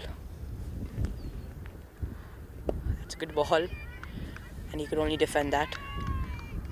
That's gone straight to the bowler, and she stopped it well.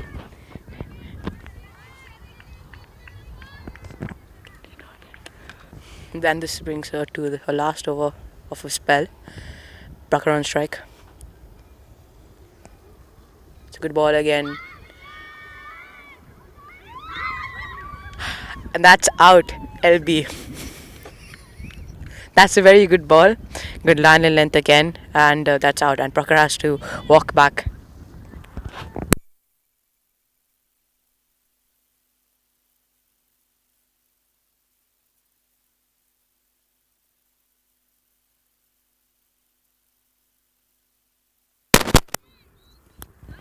And Aparna, who's got 6 wickets now, she's bowling quite well, and she's gotten 6 wickets and 6 very good wickets.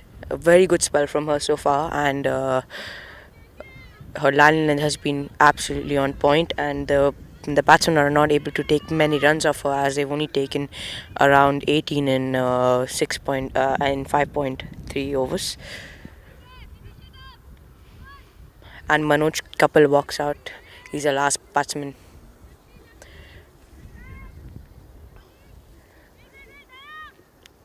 Let's see if she can get 7. And she's looking to keep a very tight field to him.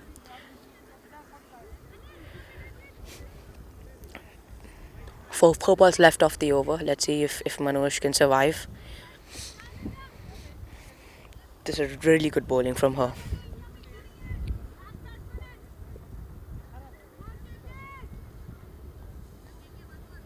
Last over for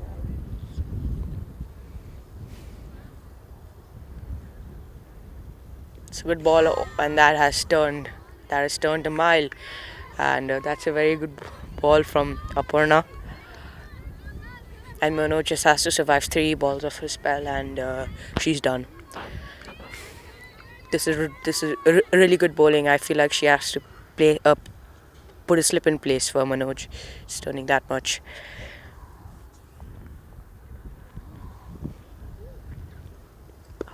And that's again a really good ball, and that just hit straight to short covers again. Great fielding by the girls, and great bowling as well.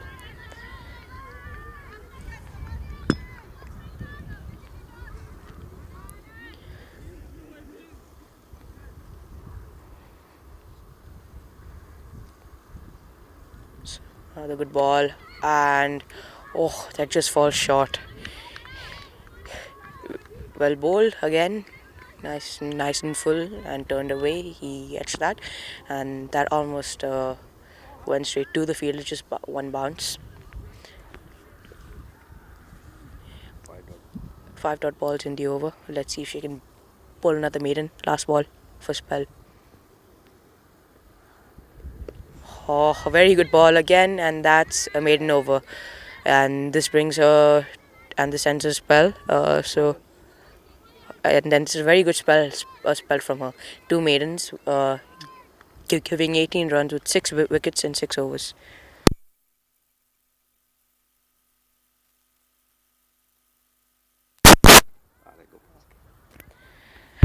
And this brings an end to an amazing spell. Great spell against us. And this brings on Debasmita. This is our last over, giving only 29 in 5 overs with an economy of 5.8. And Adi Tharak on strike. That's a good ball, and that's a really good shot. And that's a 6. Good slog sweep from Adi Tharak, and that's gone all the way. The length was perfect, but the length was slightly on. It was slightly. It was turning into him, and that was a middle and leg, and he could easily just free his arms and hit that for a 6.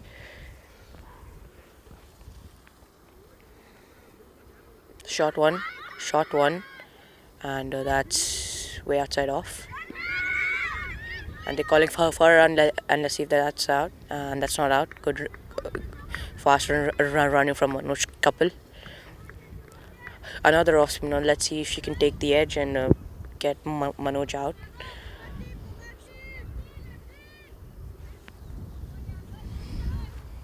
It's gonna come from around, and let's see if she picks up his wicket.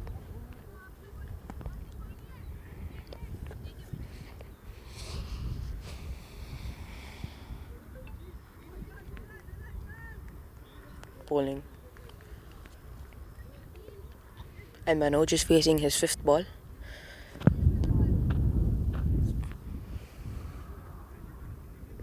And that's a very good ball again. Just beats the outside edge and he misses it.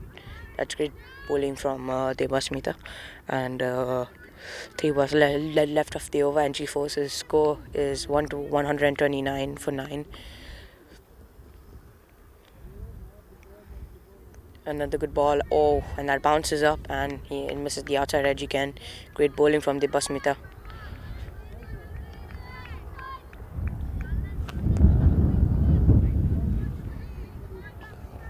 Really good bowling.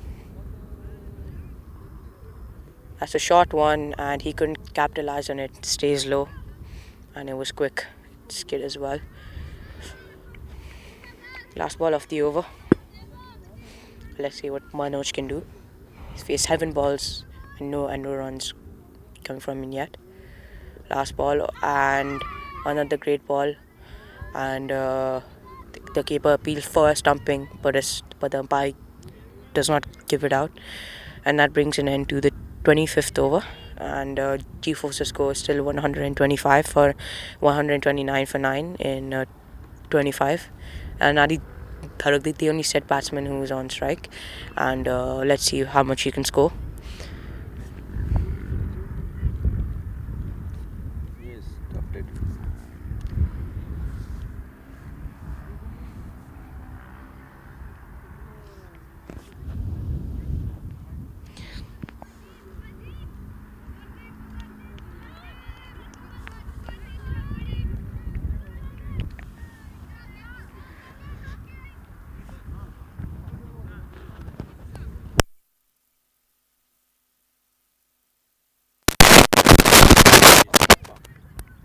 And Joseph comes on to bowl her 5th over. She's got a wicket and 17 runs in 4 overs. It's the first ball, and that's going straight to shot mid, and he doesn't call for a run. Great take by the keeper there.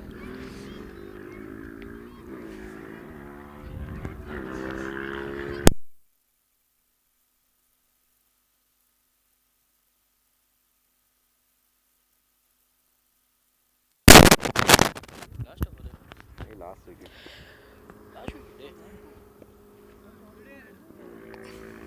It's a good ball and well played. Straight to long on. That's good fielding as well. And this brings Manoj Kapil on strike.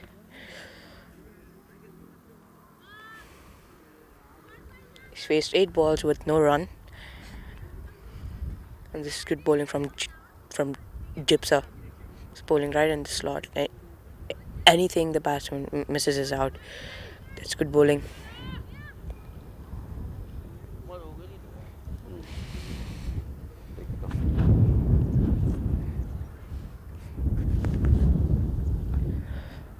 That's a good ball. So Yorker, and he's edged that, and they take a single.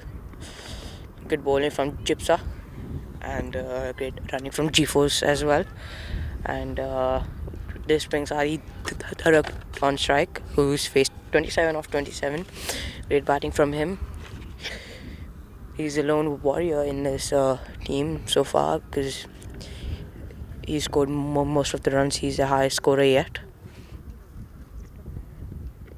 That's a shot and a half from Adi Tharak, but that's gone straight into the hands, and it's a drop. It's a good try, but she couldn't get there.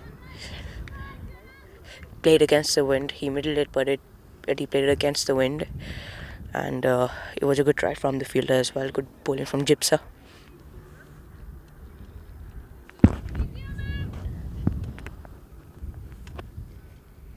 and looks like G-Force take 2 runs of that good running.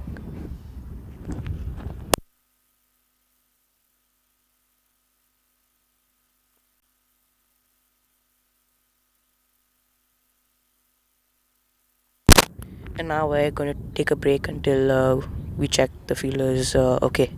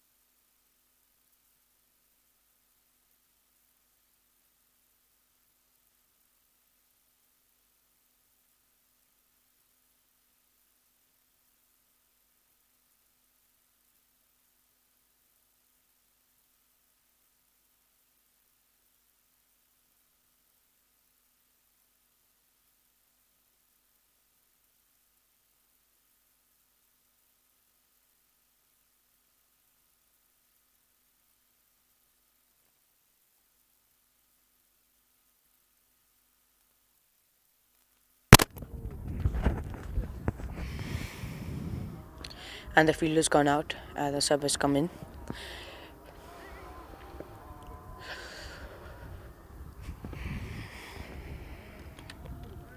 Good bowling from Gypsa again. Another good ball and played it to long on. Well batted, it's swinging away from him and he played against the swing and that's good. Good batting from Ali Tharak, which brings Manoj to strike and everyone's coming in for tight fielding so that they'll take the catch or the edge. Last ball of her 5th over and last ball of the 25th over. Chiefers who have only made 134 for 9.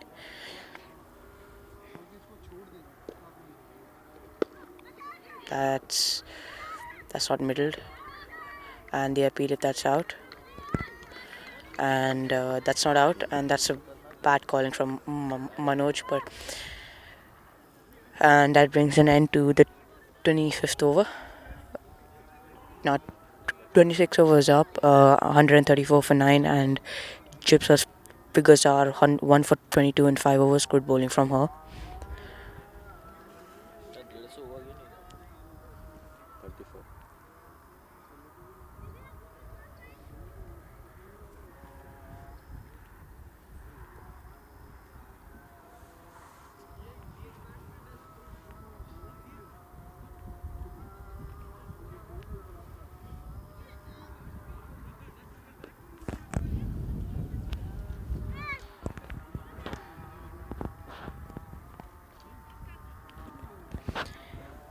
And this is a 26 over coming up, and Alina Surendran coming on to bowl, who's only given 11 from a 3 overs with an economy of 3.67 and no wicket yet for her.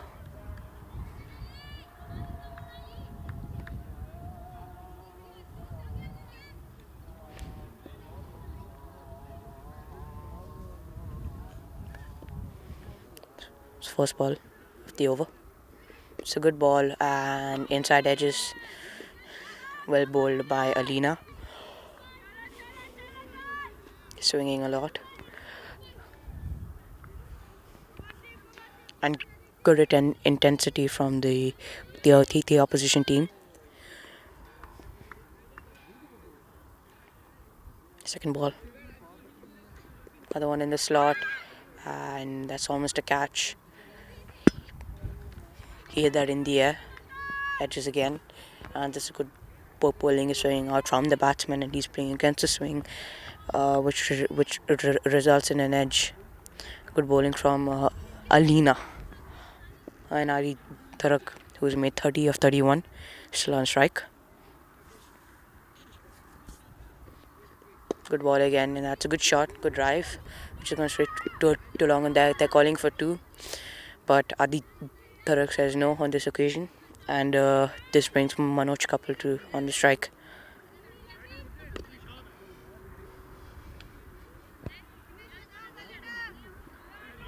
Great bowling by Alina, not giving too much width and not bowling anything short.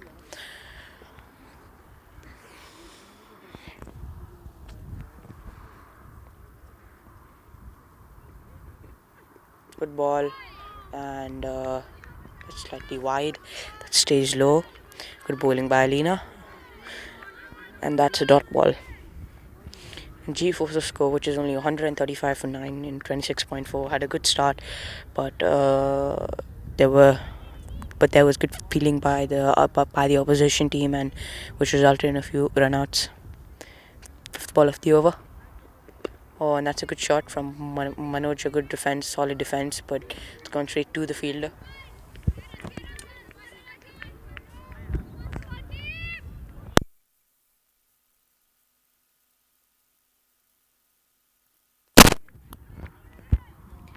Good bowling by Alina, and this is the last ball of the over. Uh, will that be a catch? Very close to be a catch, but Manoj just got lucky there and just falls a few meters short and bounces. Good bowling.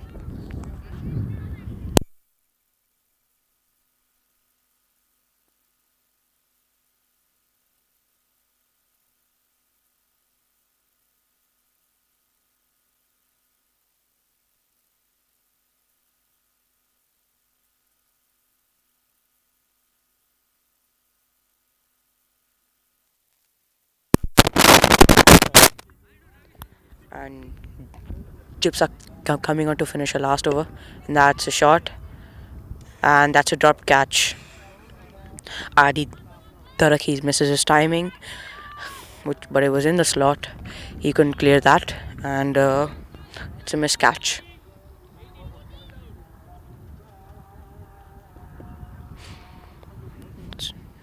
Second ball of a last over. Another one in the slot. Oh, and that's gone straight to long on, and they're calling two on that occasion. And will they get two? Manoj is running hard, and he's made it in. That's a good double right there. And Ali Tarak, who scored 33 and 34, playing really well for G4 right now, who's in form. Third ball of the 27th over. It's a good ball again. It's a Yorker, and that's gone straight down the ground, and that's a good stop from the fielder. And they only take a single on that occasion, which brings Manoj Kapil on strike, who's faced one of 13 balls, not scoring much, but he's staying in and not getting out, which is good, and he's giving strike to Adi Tarak. Chipsa comes around the wicket to see if she can take a wicket bowled. 3 balls of a last over, and this is good bowling from her so far. Good line in length on the stump, on the money. Yorkers only. That's a good ball, and they appeal for the LB, but that's outside off. And the umpire, he doesn't give that out. Good bowling again, just messing out her line, but the length was up there, which is good. 2 balls off of 6 over. She's bowling quite well for 4.41 as her economy.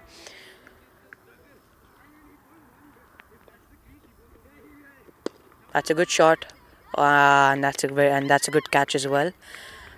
Sounded good off the bat, but that's gone straight to the field, and G-Force are all out for 138.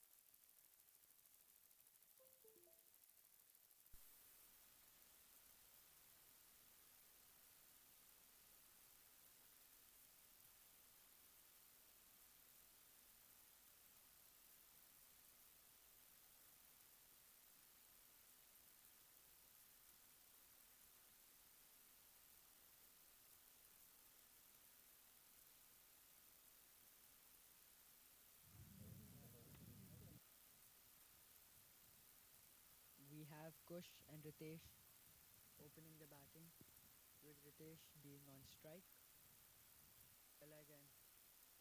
Square leg of middle and 38.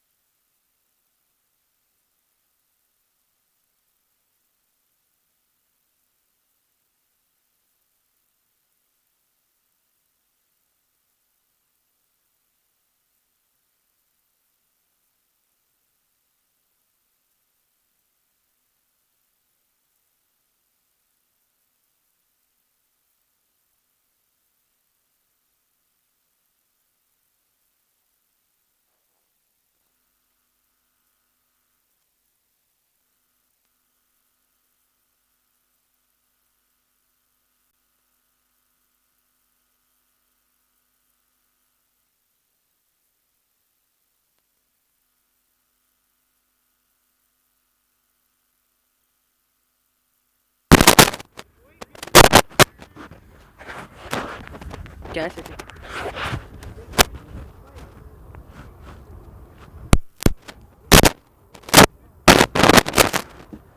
Very cold. I forgot my jacket.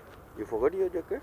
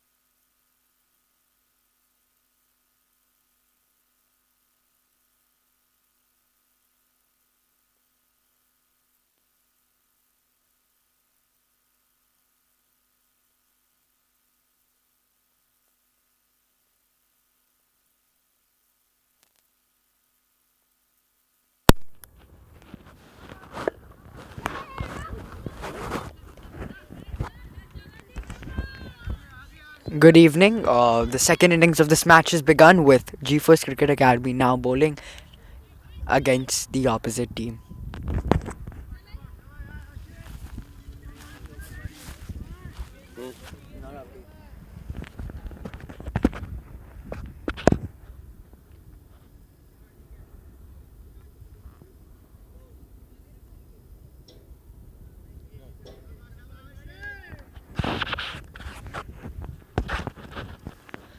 Fingent Pathbreakers have immediately got off the mark with a bit of a short delivery, just tapping it in the gap, and they've run.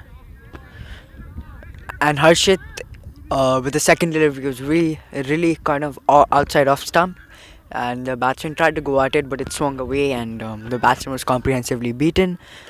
Ashwati B facing 1 ball and 0 runs, and Sai K facing 1 ball and scoring 1 run.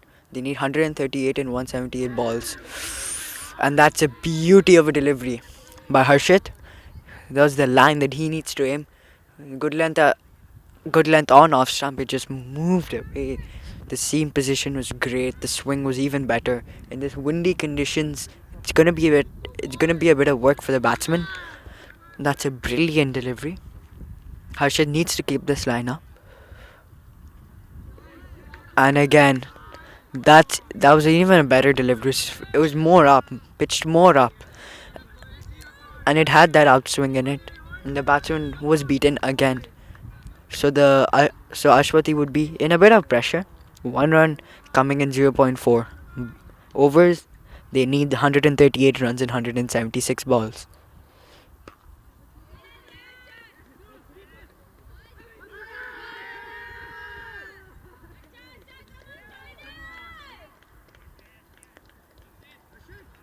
Call for a run out. It was a bit of a short delivery on off stump.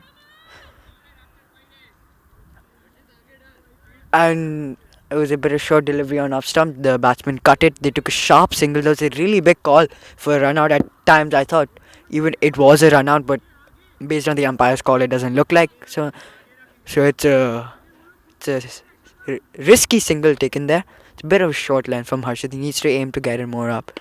Oh, that was a brilliant delivery. Brilliant delivery. Outswinging on off stump. And the batsman defends comprehensively. So that's 2 runs in 1 over. It's a good start for G-Force Cricket Academy, but they need to get the wickets quickly.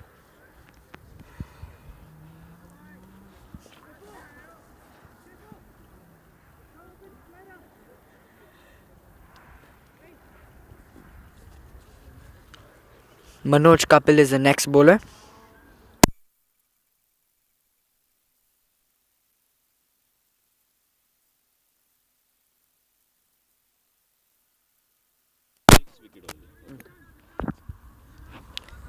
Manoj Kapil, the left arm pacer, he's a really great bowler. He really has that. He really has that pace in such a young age, and he's look. Oh, that's a wide. He starts off with a wide. Not something he would want to be happy about. He would really want to get that like how Harshit bowled 3 of his deliveries up there, up there. He needs to get it up there. Let the ball do the work and just pitch it in the correct region. As you can see, Prakhar Singh is talking to Manoj Kapil about where he needs to bowl. I believe he's also talking about the same.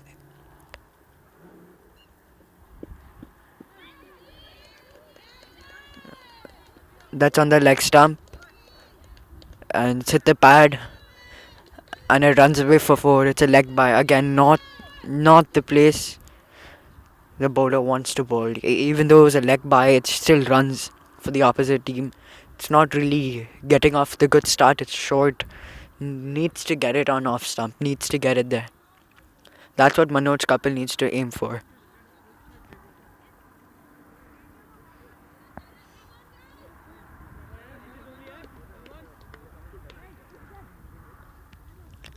I stand corrected. That was a 4. That was 4 runs, not a leg by. Manoj Kapil looks to bat again. Sorry, bowl to the batsman. That's a better line, but still on the leg stump. And that's 2 runs picked again. So it's still expensive. Already 6 runs coming in this over. 8 runs, sorry. 8 runs coming in this over. And the run rate being 6.67, they really need to get it. Manoj really needs to get his line correct. 129 record in 171 balls. That's abundant amount of balls. They need to get the dot ball. They need to get the pressure into for the batsman, and they can't give singles. It's a better delivery. It's a much better delivery. It's that angle which helps Manoj, and it makes it tough for the batsman to play on that line and length.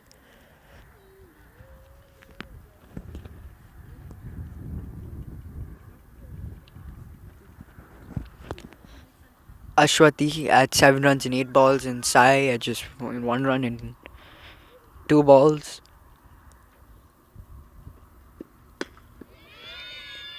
There was a good drive, but straight to the fielder. Wasn't really able to get the placement of that shot, and that'll be a dot ball. I think that's where Manoj needs to bowl because that's where the slip that was present, which was removed, would come into action. But still, that's a great line to bowl as you have that opportunity to take wickets with that type of deliveries. That's a good ball. It's a really good ball to bowl, and that's the end of the second over. Floated kind of on middle stump, and the batsman defends crisply. So they require 129 runs in 168 balls, with their run rate being 5 in over.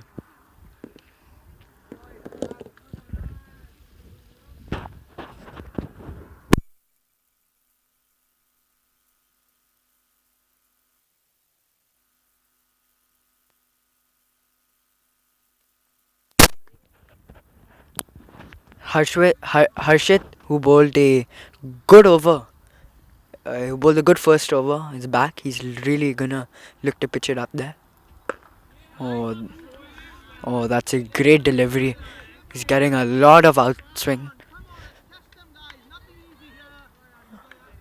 But as you can see, there's a lot of talk in the field. I think G-Force Cricket Academy is really getting the energy levels in there, and that's a really good ball, as you can see.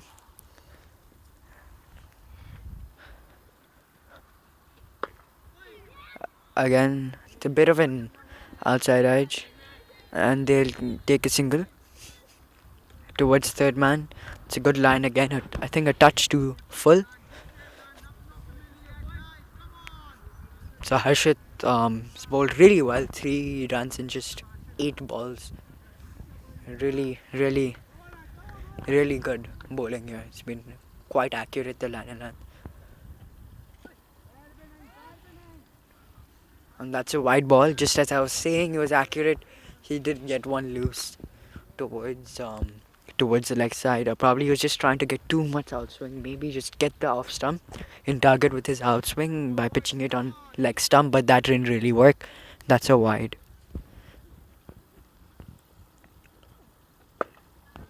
That's a good line to bowl. It's really full on off stump, and there's a lot of shape, a lot of swing. Batsman barely touches it, and there'll be no run.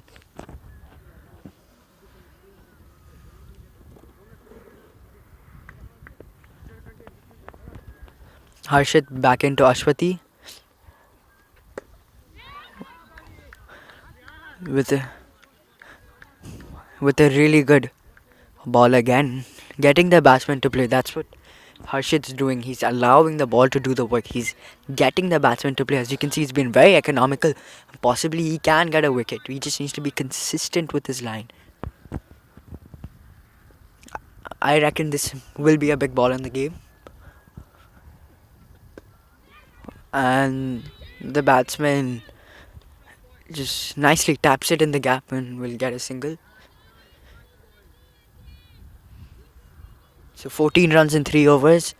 Harshit given 4 runs in just 2 overs, which is brilliant. And Ashwati is on 8 runs in 14 balls, with Sai on 2 runs in 4 balls.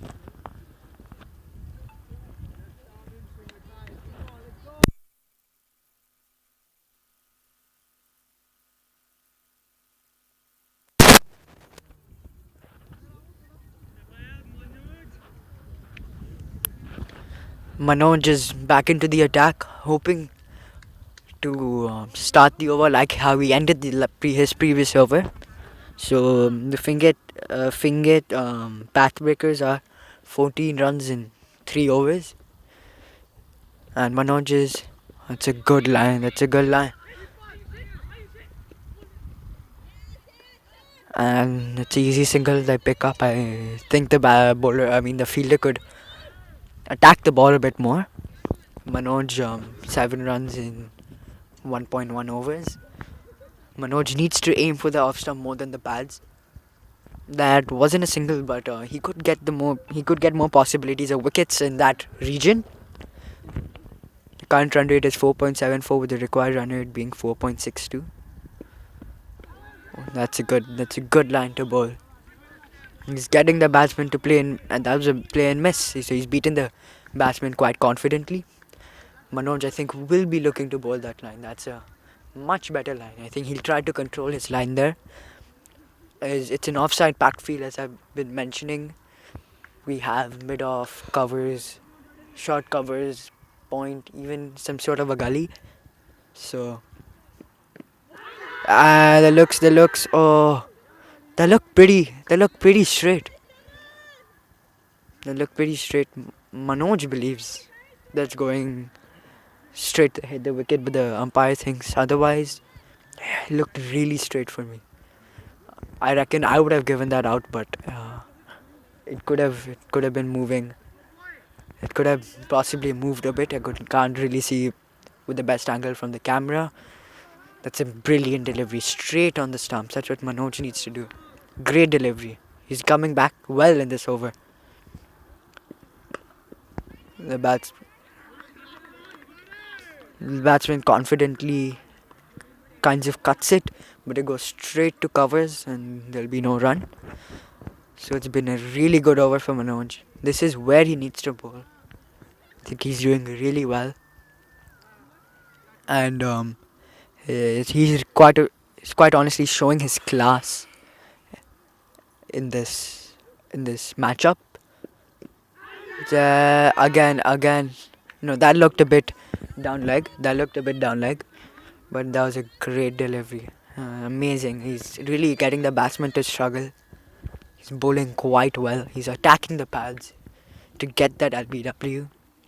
In fact, I think he's attacking the stumps, which is what most fast bowlers should do at certain situations with the new ball. And he's letting the ball do the work. This is brilliant, absolutely brilliant bowling. So you can see 4 dots in a row. If Manoj lands it in the correct area, this ball, he could possibly get a wicket.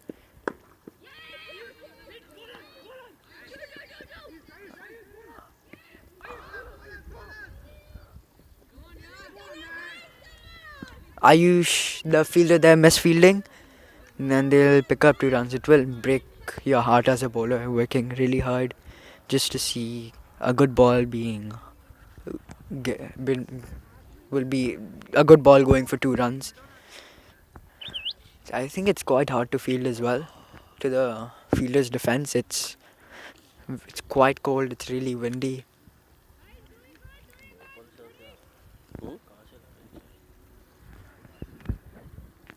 And Harshit is back into the attack. He's bowled really well, just given 4 runs in just 2 overs. He'll be looking to attack. There's a slip there that could certainly be part of this game.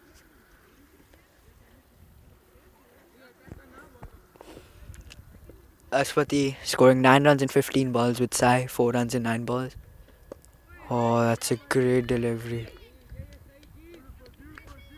1 run, it's a bit of an edge towards third man. That's a really, really good ball.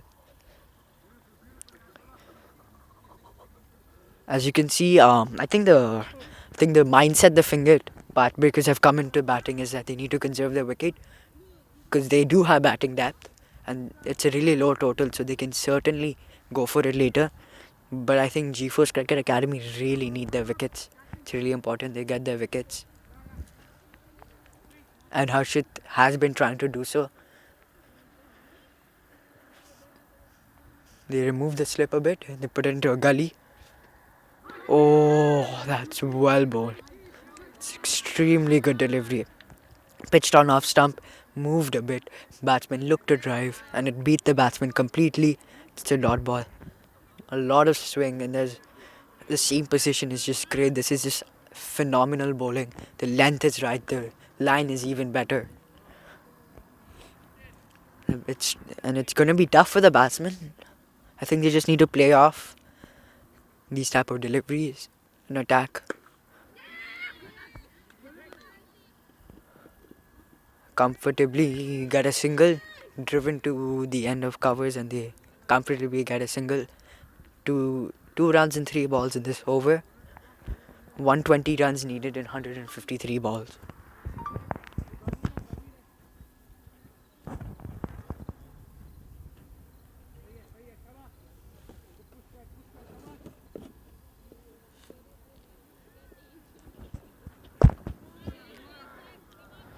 Crisply defended.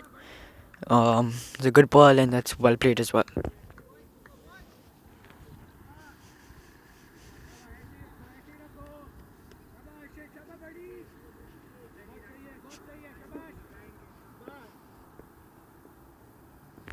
Harshit back into the delivery.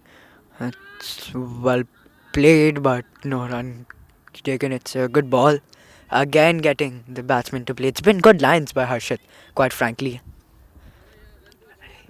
In his 3 overs, he's bowled really good lines.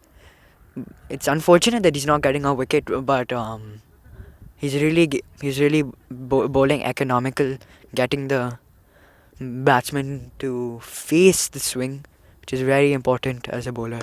It's a full toss, and they'll take a single. It's a bit of a letdown in the last ball with a full toss, but they can't really take full use of that full toss, and they just give a single.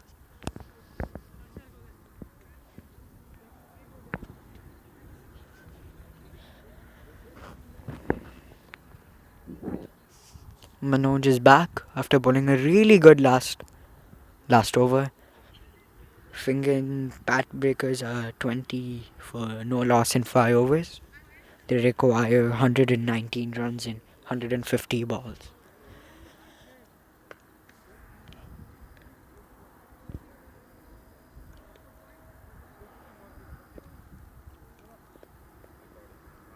Manoj into the attack.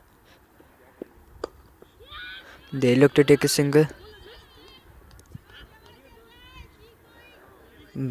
Fielder calls for uneven bounce, and I think something the Fingent Pathbreakers have done really well this innings is finding those close gaps. They're not really trying to overhit the ball, just trying to take singles. Again, it's a good ball. The bowlers haven't bowled bad, but the batsmen have just been able to kind of get those singles where they need to. Manoj again back into the attack. Again, it's a call, but it's quite down leg. And they will get one leg by.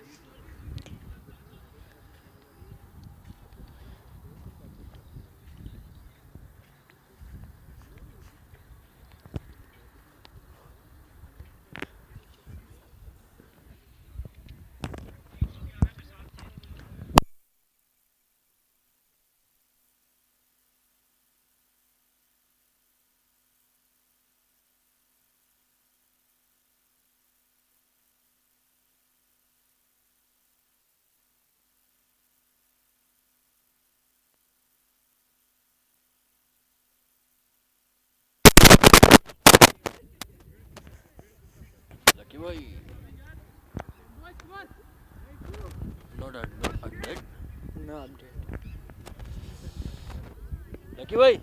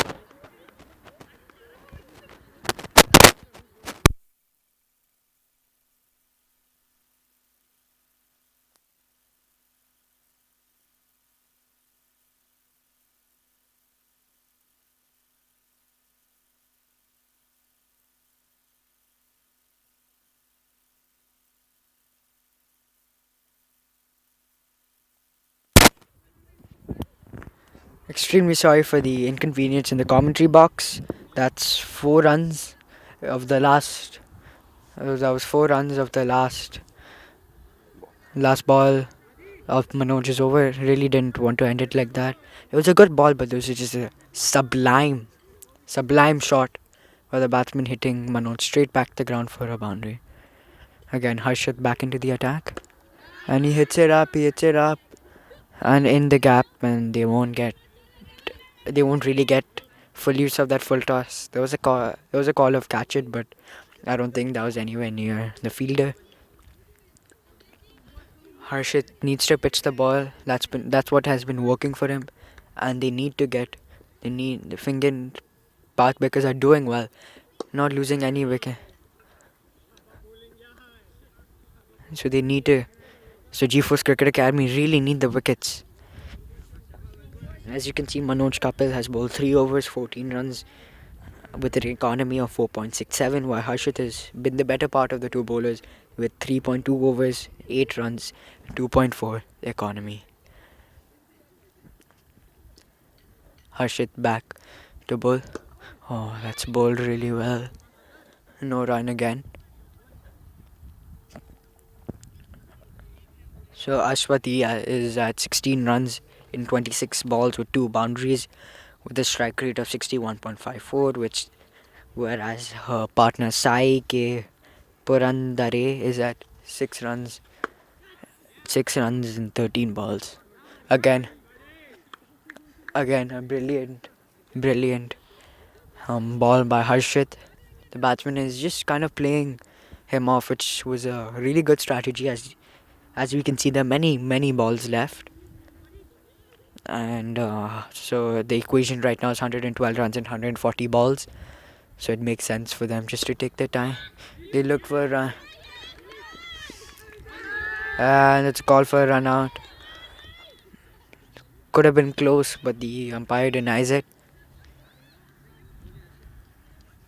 Harshit has been bowling really well. His lines have been great. His length is really good as well.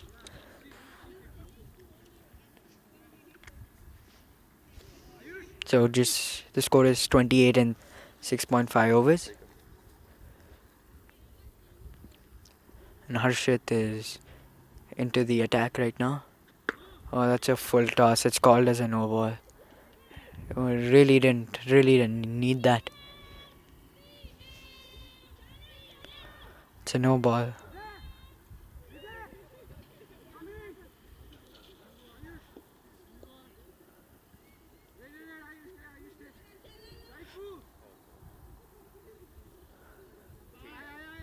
Confirm 5:30 will be there. Okay. It's a no ball.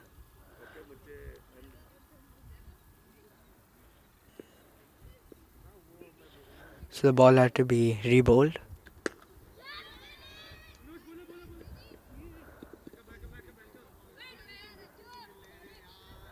And they take a single off the no ball.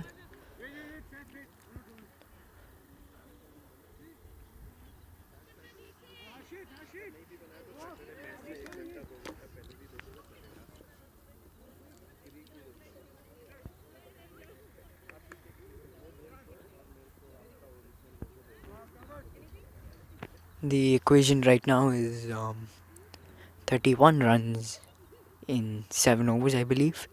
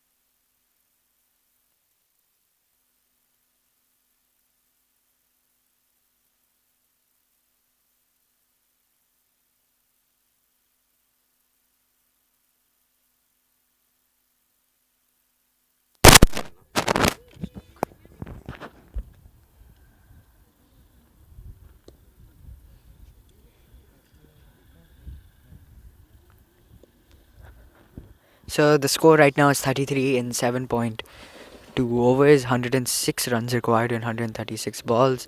Manoj is given 2 runs of the 2 balls he's bowled, and that's a good ball again. It's a really good ball. That's the length he needs to aim straight at the stumps. I think both the opener bowlers have been bowling well, but I think the credit of these first few overs, which I think it's a last over the power play, definitely goes to the batsmen. They've played off the power play, which is extremely important. It's a good stop by Sharan, the fielder at mid-on. They'll just get a single.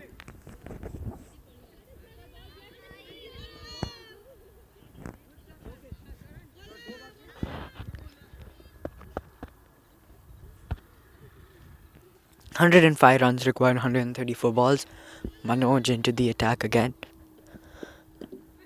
They're calling, but there was a call for LBW by everyone except the bowler. So the bowler must have known it was quite down leg. That's a leg by.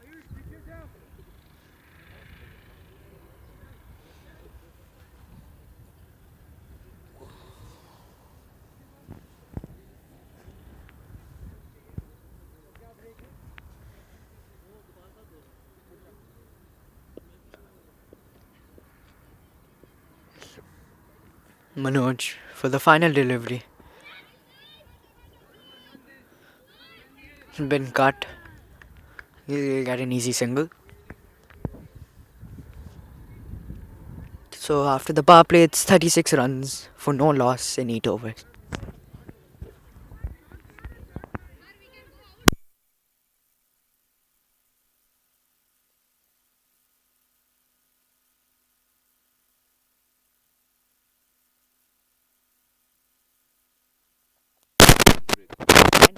Yeah, okay. Just tell me.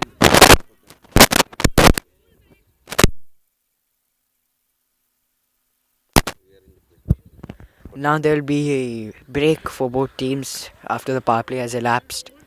The Fingent Pathbreakers look to be in control.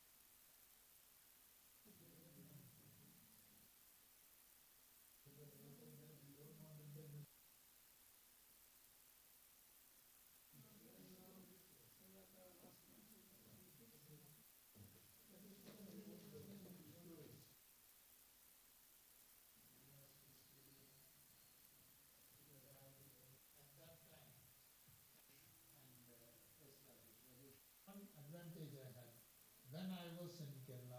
I only, like you all dream, I was also dreaming one day I should do later on in life.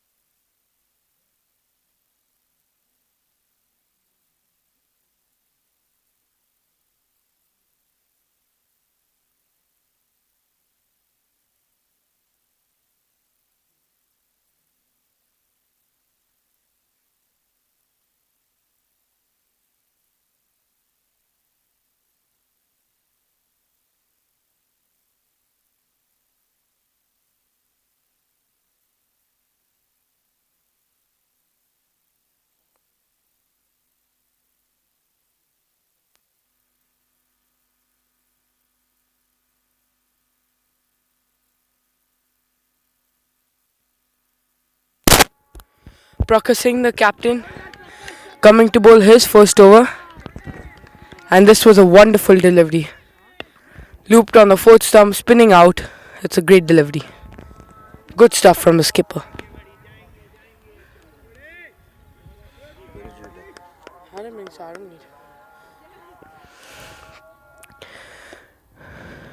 Coming for the second ball, and that's a very good delivery from Prakar. First 8 overs, the score was 36 for 8 overs. The current run rate is 4.32, and the Fingent Pathbreakers require 103 in 130 balls. Prakar Singh, third ball. And that's a very good delivery from Prakar Singh. Pitching it good line, good length. Very good bowling.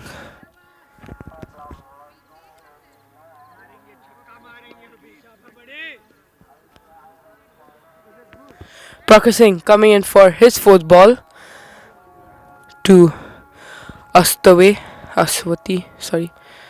And that's chipped in the air but falls short of the field. There's a miscommunication at the keeper's end. And there's a appeal and that's out! That's a very good throw from the fielder at mid-on. It was chipped in the air. And the mid-on fielder came in, gets a direct hit. And Aswati has to depart for 21. And that's the breakthrough that GeForce 11 needed. Good stuff, good intensity from GeForce, good bowling and good fielding.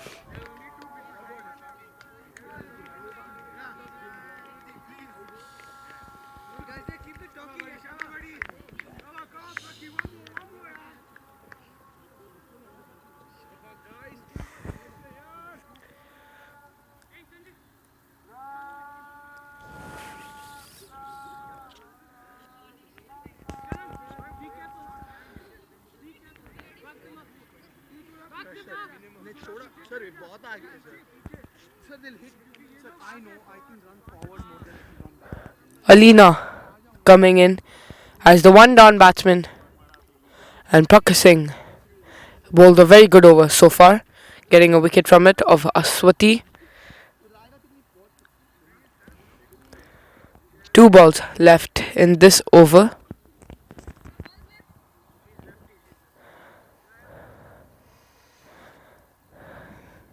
Coming in for his fifth ball, Prakar Singh loops it on the... Oh, that's a very good delivery from Prakar Singh. That is a wonderful delivery. Getting drift, getting lots of turn. That's a wonderful delivery. Beats the edge of Sai.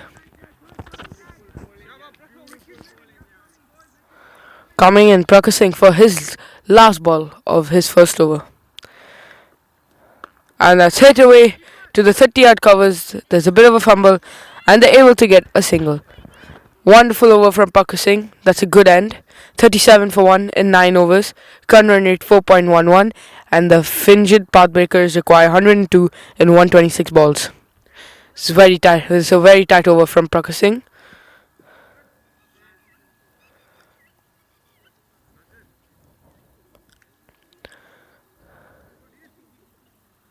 Sanjay Ramesh coming to bowl the next over. The right arm off spinner coming to bowl the 10th over.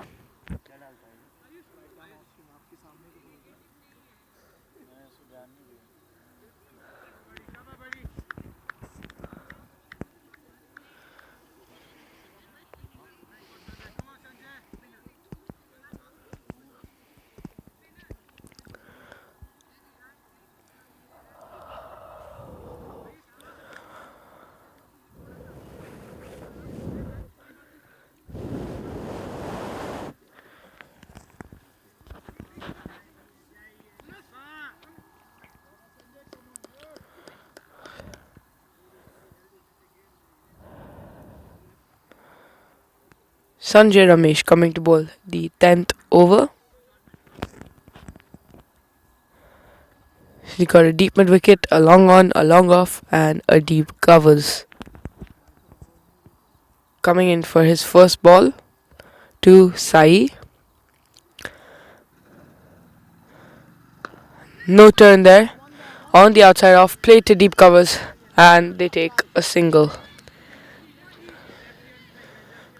Alina coming to bat for her first ball against Sanjay Ramesh. Same field for the lefty. Coming in, Sanjay Ramesh to bowl the second ball of his first over. The Fingent Pathbreakers require 101 in 125 balls.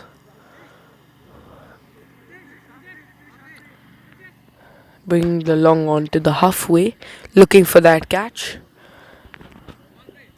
Bringing both the straight fielders halfway, looking for the catch to get the wicket. Coming in for his second ball, short, straight on the stumps, no turn there, and that is played to the short mid wicket region, and it is a dot ball.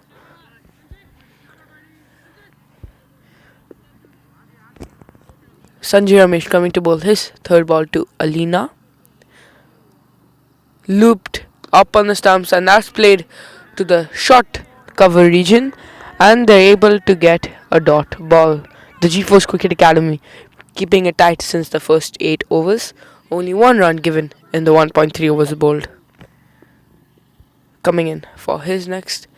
And that's on the stumps, and that's played straight to the short cover region, and yet another dot ball from Sanjay Ramesh.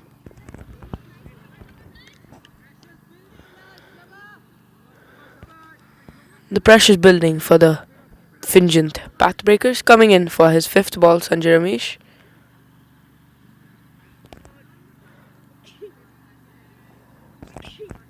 Coming in for his fifth ball, and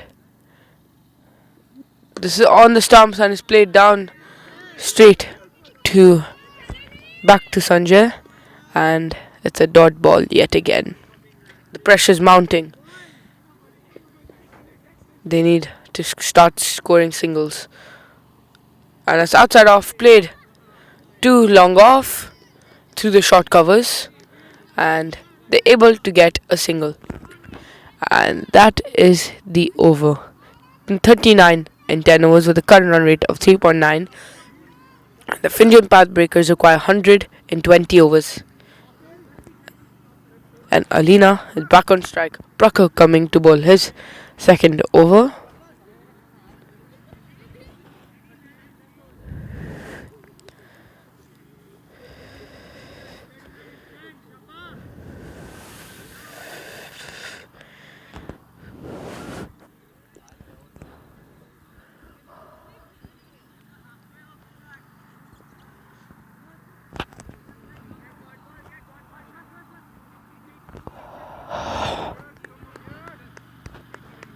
Prakhar Singh coming to bowl his second over. First over, he given away 1 run, and there was a run out of Aswati. Coming to bowl his second over to Alina. Score is 39 for 1 in 10 overs.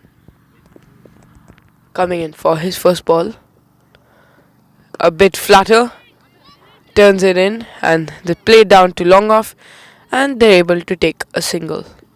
This is what the Fingent Pathbreakers need to do. They just need to keep playing it down the ground and taking singles because they require less than a ball.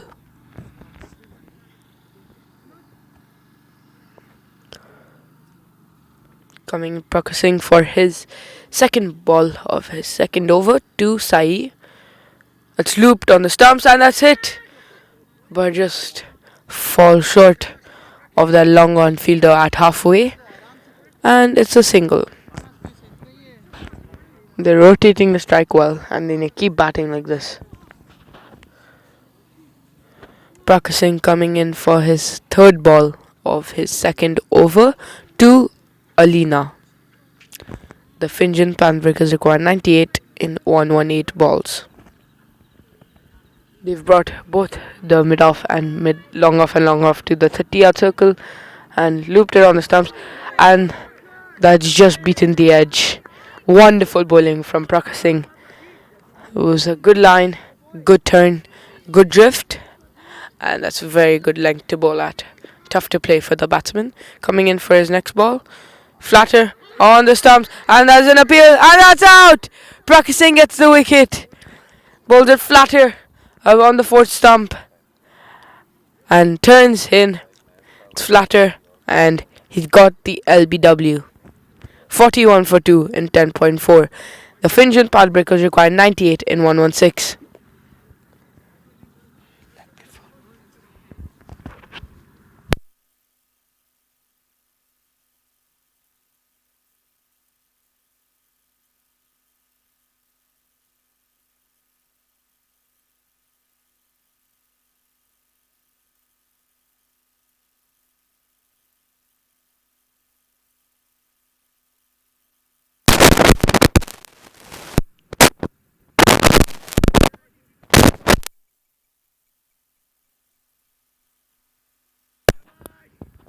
Kezia coming in as the two-down batsman. Prakash bowling well so far. 1.4, given away 3 runs when got 1 wicket. There was also a run out in his over. Coming to bowl to Kezia, Prakash, his 5th ball of his second over. Looped on the stumps, and that's another shot for LBW. As wonderful bowling from Prakash. He's getting lots of turn and he's bowling at a very good length. Good stuff from the captain. Coming in for his last ball of this over. It's outside the off stump, no turn, and the batsman leaves it. And that's the over. 41 for 2 in 11 overs. The Fingent Pathbreakers require 98 in 114 balls.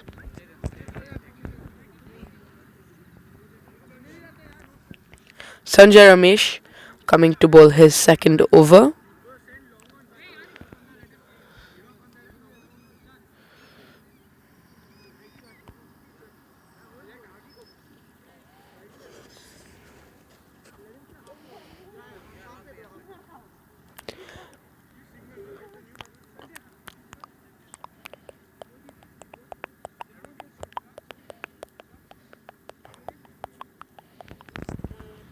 Sanjay Ramesh coming for his first ball of his second over to Sai. That's outside the off stump and beats the edge. It's a good line in length from Sanjay Ramesh. He's not getting lots of turn. And coming in for his second ball. Loops it on the outside off, and that's hit. Over the extra covers, good fielding by the mid-off fielder. Able to stop it, and they get a single.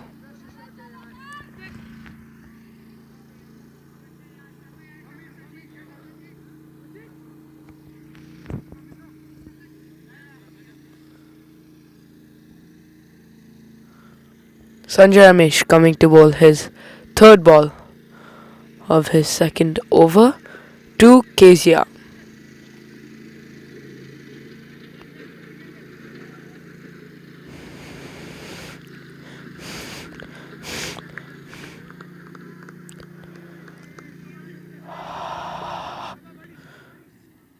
Coming in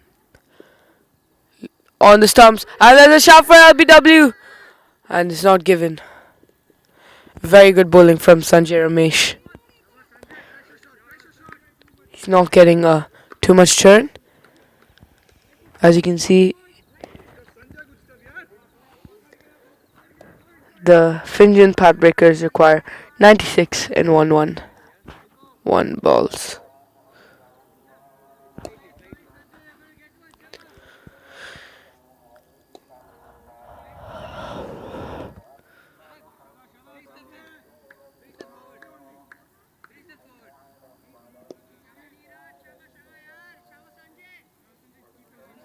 Sanjay Ramesh coming to bowl his 4th ball of his 2nd over. Short on the outside off, and it's cut straight to point. Good fielding by Ayush Rao at point. Sanjay Ramesh coming to bowl his 5th ball of his 2nd over. It's on the outside off again. It's inside edged, but it's a dot ball gone to the keeper. Last ball of Sanjay Ramesh's over to Sai.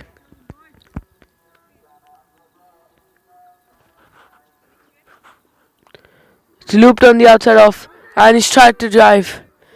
Completely beaten the edge, and that's the over. 43 for 2 in 12 overs. The Fingent Pathbreakers require 96 in 108 balls.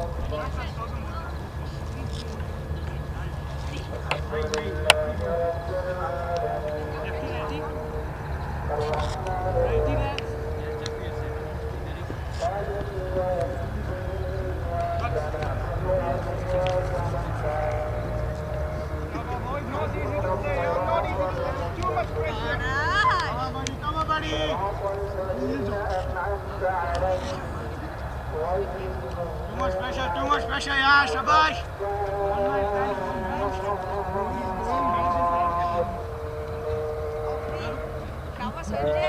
Yeah, outside, no?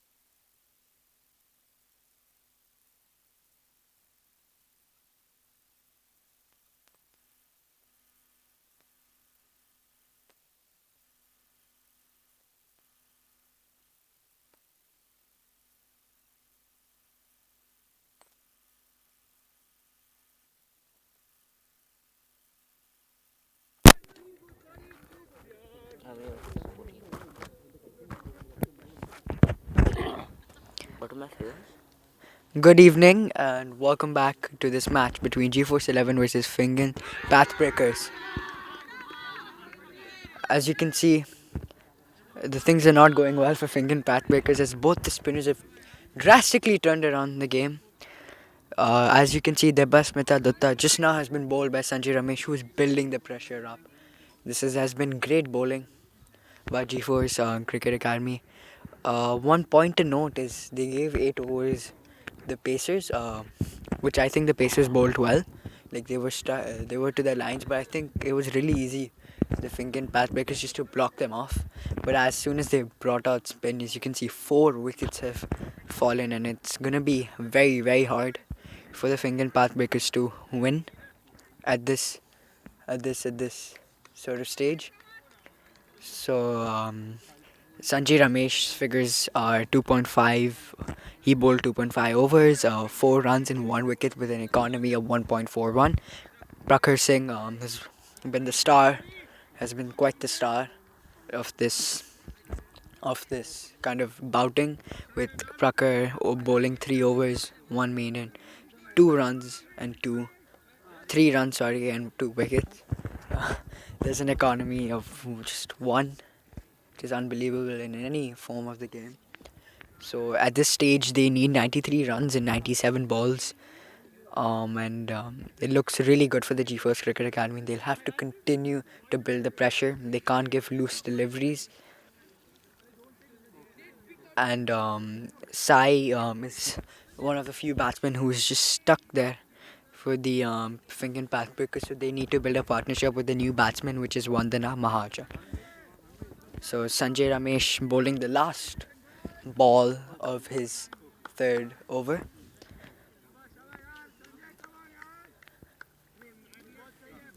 He will really need to.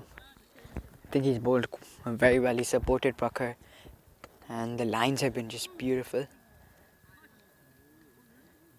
They aren't really been able to pick the spin. So Sanjay Ramesh coming into bowl.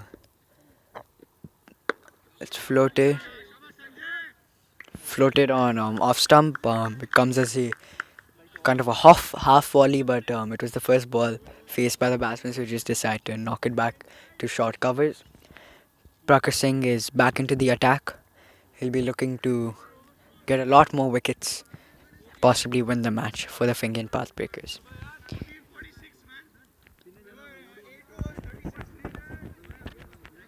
"93 runs are required in 96 balls. Prakhar Singh is back into the attack. I think 1-1, he's setting up the batsman. He's bowled, let's say in an over, he's bowling. He starts off with a bit of a. He starts off to just see the spin, and then he bowls, let's say, 5 balls which are turning away from the batsman, and then he has that one odd one which just comes straight, and I think it takes batsman by surprise. Like in his last over, there was a call for an LBW, and as you can see again, this one was just flighted. He's flighting the ball. He's allowing the ball to spin. As a spinner, I can understand what he's trying to do, and it's really working here. Yeah, and that's a really, again, a brilliant ball. No run taken. He's building so much pressure here.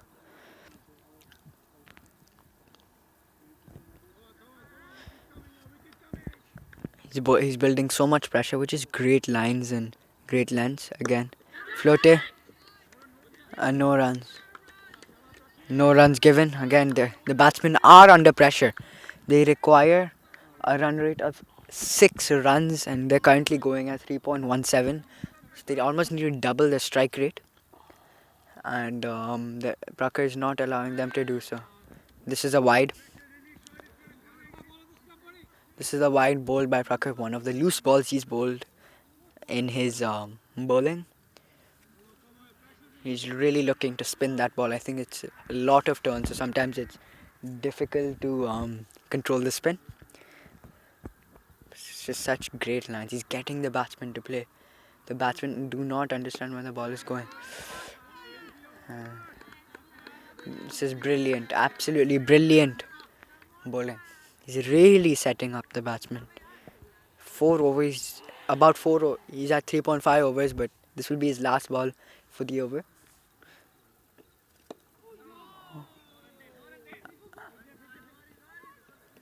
and they get a single off the last ball. So Prakhar Singh continues his economy of 1 run per over. He's bowled 4 overs, 1 maiden, 4 runs, and 2 wickets. I think partly the reason why this bowling attack has been really successful is because this is a second wicket, this is a second innings kind of match. The pitch is a bit there, you could see some foot marks on the pitch, so it's gonna be easier for them to spin the ball. And I think they're getting a lot of spin. And I think more than the spin, the control has been great. Even in a wicket which is not really friendly to spin, I think they'll be able to bowl really well because they found out the line and length they need to bowl to these batsmen. And currently, it's just a good length on off stump. Whether you're a leg spinner or a off spinner, I think that's the line you're aiming for. Then obviously you can make it. You can always change the lines to take the batsman by surprise, but I think there's a clear intent to do that by the GeForce Cricket Academy. They're really attacking. I thought the first 8-9 overs they're very defensive, but as you can see now, the morale is up by all the players, and they're really looking to win this match. Sanjay Ramesh to bowl his fourth over, coming into Sai K, and 14. She scored 14 runs in 34 balls. She's stuck in there for the batsman, and I think the fielding has been great as well. The pressure is being built by the players. The pressure is being built by the fielders through really good bowling, and overall the side looks very confident. They have a lot of spin in their attack, including two right arm leg spinners, Saif Ali Khan and Ayush Rao, as well as a Chinaman. So they have that spin attack going for them. They have a lot of options, and again you can see the batsmen need, in such a situation, they have to play the shots which go into the end that create wicket opportunities, and that's just the efficiency that the dot ball system has, because it brings a lot of pressure towards the batsman.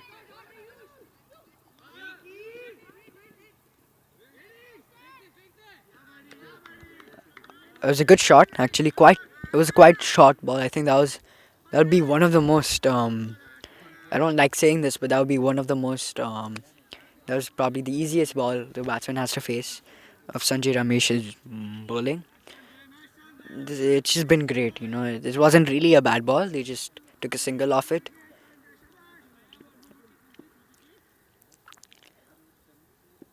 Three balls done this over. Coming for the. They get a single. It's nicely played. I think. I don't know. I think they're beginning to get that sense of trying to figure out what at least the off spinner is doing, Sanjay Ramesh. In this case, they're looking a lot more confident here. The Fingent Pathbreakers. They have right now 15 overs left, and the run rate needs to go up by the required run rate is 6.14. This is hit over mid wicket, and they'll get a double. You can see the team cheering up for them. This is because they really require those runs, and every run counts in such a low scoring game. I don't think GeForce would mind that double that much, but maybe possibly just get that pressure a bit more on them. This has been comparatively the more expensive lot of overs. 4 runs coming in 5 balls. And they get a single. So 5 runs coming off that over.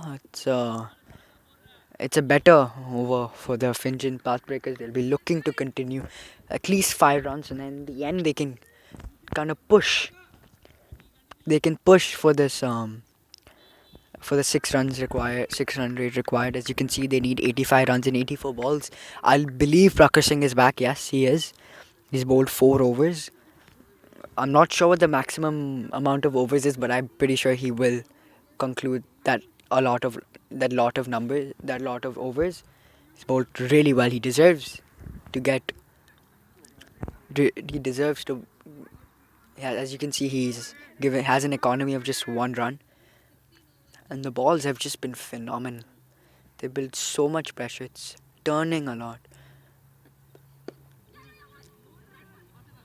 and they take a single. It's a good shot. I think they've played with the spin, something they haven't done in the past, which has led to their wickets. It's very important you play with the spin. You don't allow the spin to have conflict with the type of shot you're playing. So it's really well done. Again, a dot ball, fielded by Kushan Senani. Again, it's just phenomenal, phenomenal bowling here. They're really getting the runs being restricted, and the wickets are gonna come because of the dot balls created by brilliant bowling.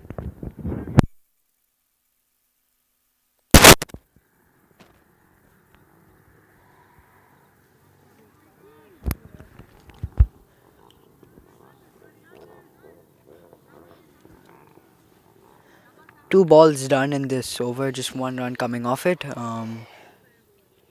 As you can see, the G4 side, Aditya Darak scored the most runs with 34.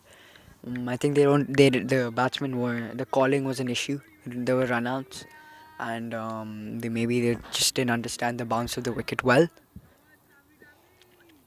But Prakhar Singh is in sublime form currently, and he's really looking to get more wickets.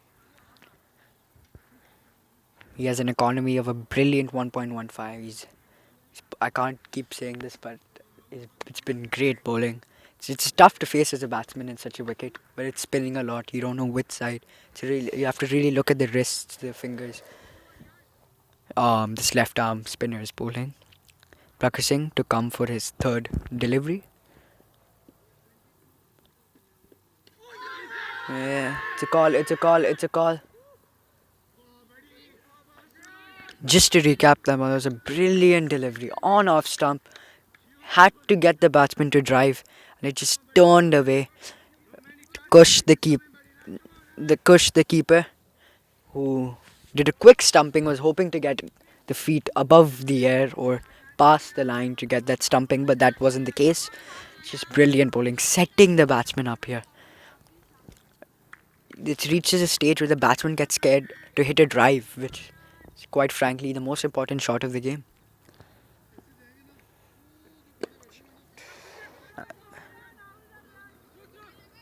They get a single. I think they are using their feet, which is very important. They were not doing that. They're allowing the ball to spin. In some such situations, you could do that, but in others, you have to sometimes just step out and just find the gaps, get the run rate moving. The current run rate is at 3.36, so they'll need to. I think my strategy for the Fingent Pathbreakers would be to play off Prakhar Singh and then attack a few other bowlers, because that's what they have to do. Again, a brilliant delivery, an absolute. This time on pitched a bit on leg stump. It spun so much that Kush, the keeper, had to actually go to his a bit outside off stump to collect the ball. So it's been spinning crazily here, and absolutely phenomenal here. This is great bowling by Prakhar Singh.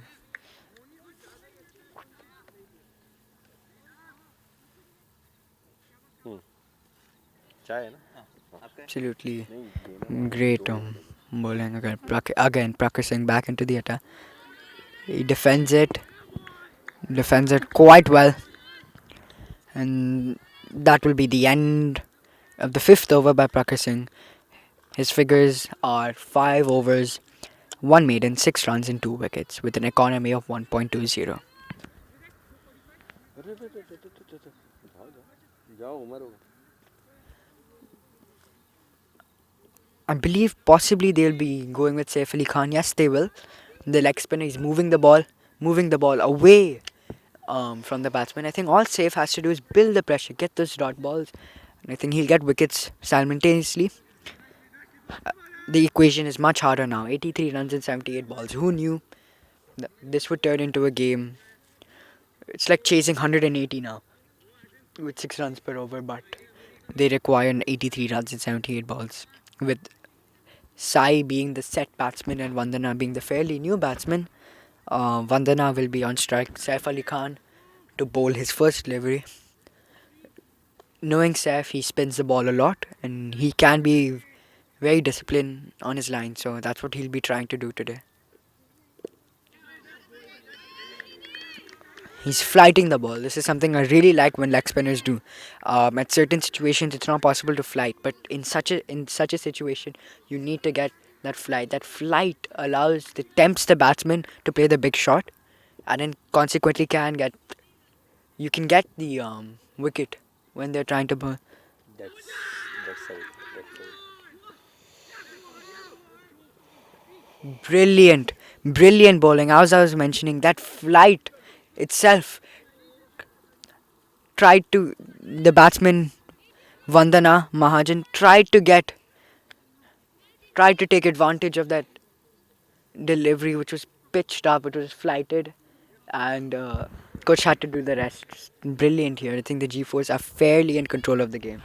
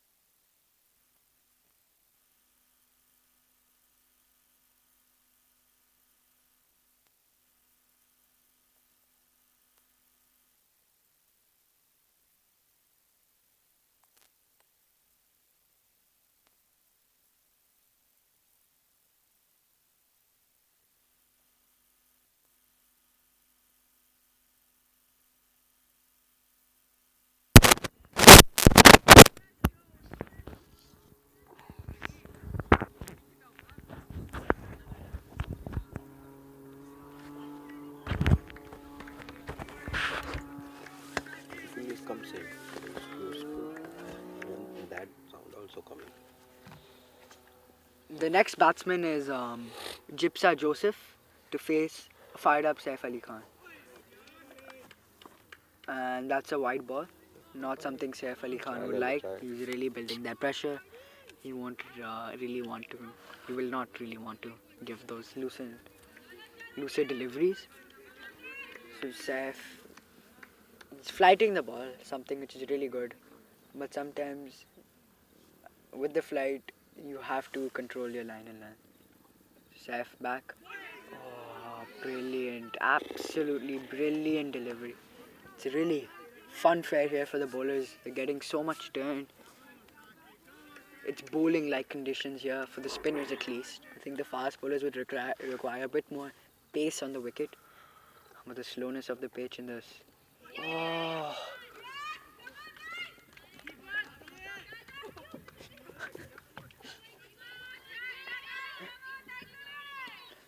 Bit of a poor effort by the fielder, Hriday Bhatia. We could have possibly stopped the ball there. I think if he gave a bit more of an effort, that could have certainly been the case. Saif Ali Khan is given his first runs here, so he'll be looking to bowl a ball. It's a bit too wide in my opinion. The middle stump is great.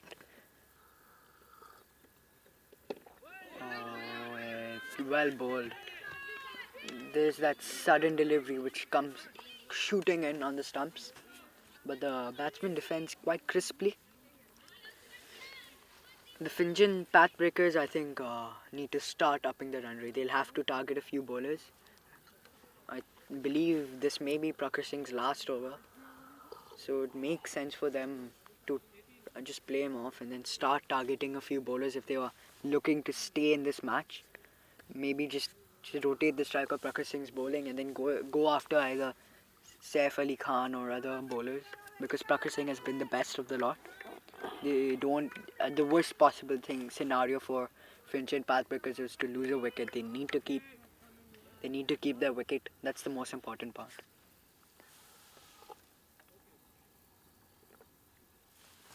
Prakhar Singh into the oh, nicely left. Brilliant delivery, spinning. Spun a lot. Pitched on middle, spins all the way outside off. Great bowling. And he gets another wicket. Another wicket. Straight, this time a lot fuller, straighter. It was intended that the batsman missed the ball. And Sai, the set batsman goes. It's real troubles here for the Fingent Pathbreakers. Prakhar Singh picks up his third wicket. It's been an absolute gem of a bowling innings by him. Things look really low for the Fingent Pathbreakers now. They need possibly right now the biggest upset that they can. As you can see, it was only the opening partnership. After there was 2-0-0-0, 0-0-2-2 again. Combining only 6 runs for 5 batsmen, which has been the real issue. I think the middle order isn't able to play the spin. Harshit has bowled 4 overs, has given 14 dots. But the main thing to look is Prakhar Singh. The amount of dots he's given, 26 dots. It's unbelievable. 26 dots in a limited over match is really something to be proud of, and I think that's what's resulted in him getting 3 wickets. The next batsman is Neha Hajong, and she will be facing possibly the Shane Warne of this match.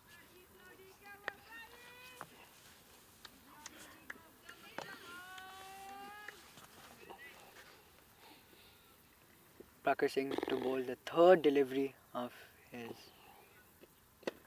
floated, and it's nicely defended. It's like rolling back to Prakhar Singh.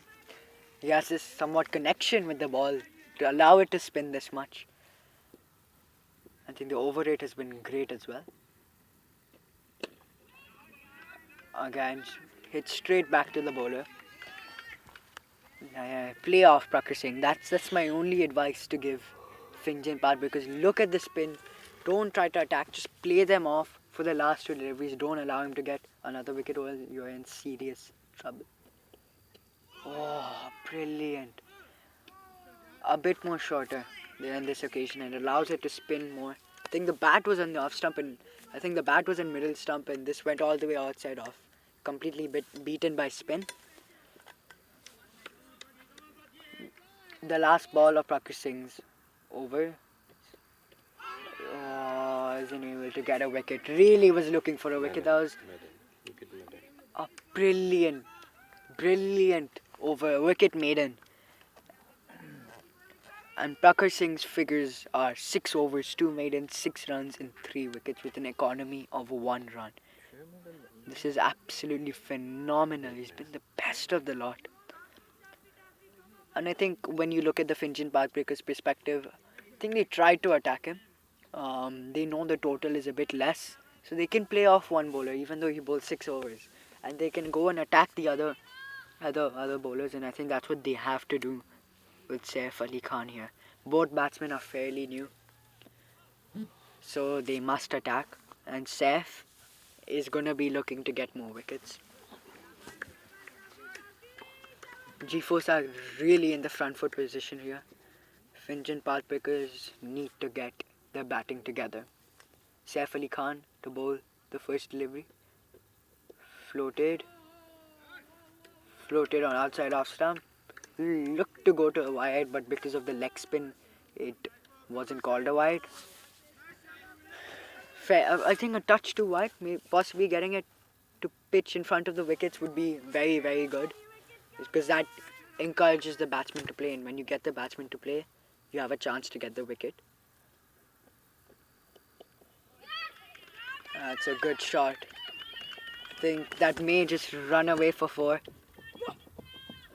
A good effort by Hriday Bhatia, the kind of the fielder on 45. That I think brings up a boundary after possibly, yes, a boundary after 13 overs. That is brilliant bowling here. 78 balls and between a boundary. Only 3 boundaries coming in this innings. Oh. Saif gets it back to where he wants it. It's just one other marvel to look at. The spinners. I think when you're looking at the overall bowling attack of the GeForce Cricket Academy, they have a really good attack. But I think the pacers, they're not really getting the wicket they want, like the pitch they want for the wickets to bowl. They're bowling well. The lines and lengths have been good, but the spinners are just possibly on another level. Again, great bowling. Saif Ali Khan bowled really well.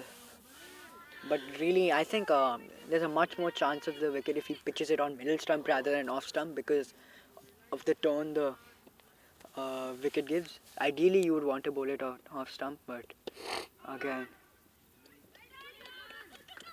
they've got it through the gap, and they get a double. They've got a double. Possibly some sort of achievement they would be hoping for. So that over by Saif Ali Khan comes to an end. I'll be interested to see which bowler bowls now.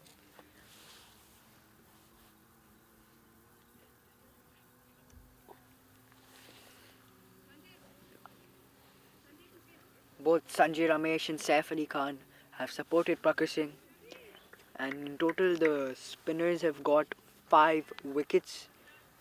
That's all the wickets been coming through bowling effort. There was 1 run out, so the fielding has been really good as well.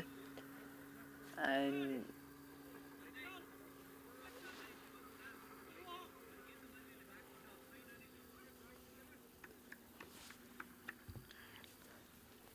the next bowler is Ritesh.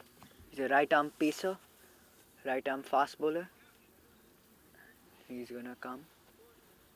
I believe he's a spinner, sorry. It makes sense for a spinner to bowl. I think they should conclude the match with spinners, with only 2 pacers being bowled. And Ritesh is yet to bowl.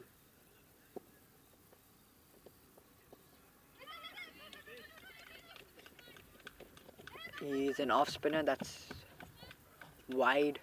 They'll get 2+ runs, so I think that's 4 runs in buys.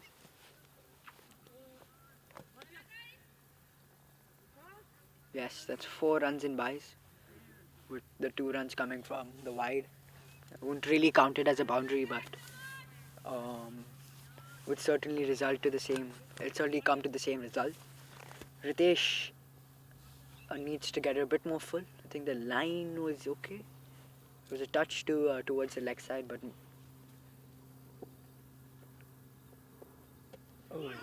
oh, what a delivery! That is an absolute gem of a delivery. Really would go to my top 10 wickets of ever, including international cricket. That was a superb delivery. I think I would watch it for the whole day. That was just such a brilliant delivery. Pitched outside off stump. Outside off stump, and it spins back into the wicket.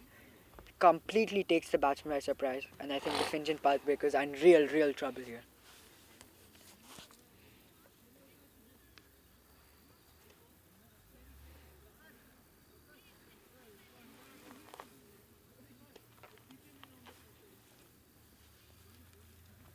Absolute phenomenal of a ball.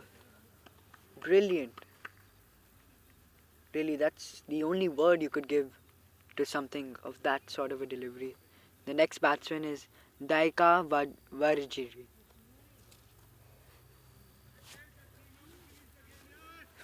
Three more wickets needed to win the game for G4 Cricket Academy, while the Fingent Pathbreakers require 69 runs in 58 balls.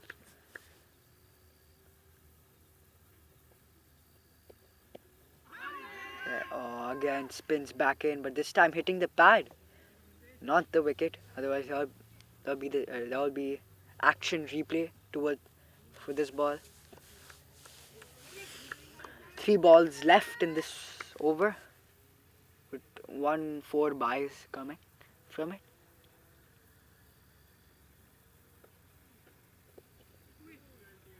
And it's a touch too wide, and they'll give it a wide.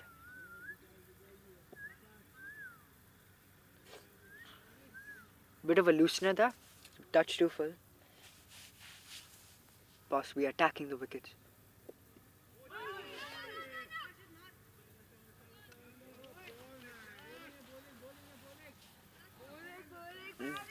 One ball left for this over.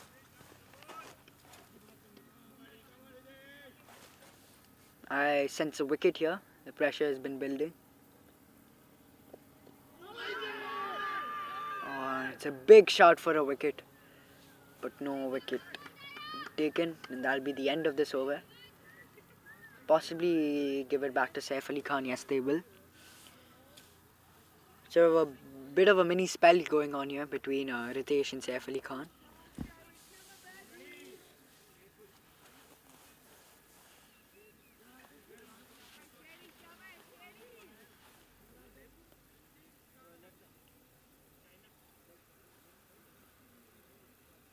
The next bowler, I'm mistaken, is Sharan. The right arm Chinaman. It'll be interesting to see how he bowls here. Sorry, the left arm Chinaman. I stand corrected by my co-commentator Manoj Kapil. The left arm Chinaman spinning the ball into the wicket. So it's a clear strategy here. They want to get wickets and get them fast.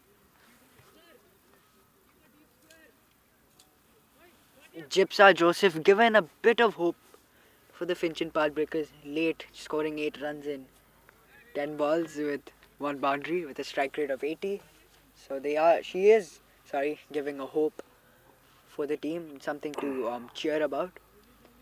There hasn't been a lot except that first wicket partnership. After that, it's been somewhat of a collapse.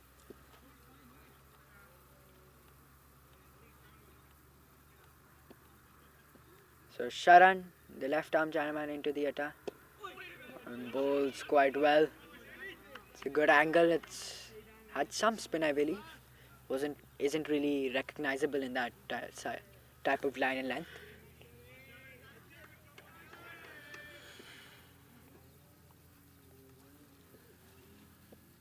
Sharan to bowl a second delivery, and it's up in the air, and it's a drop catch.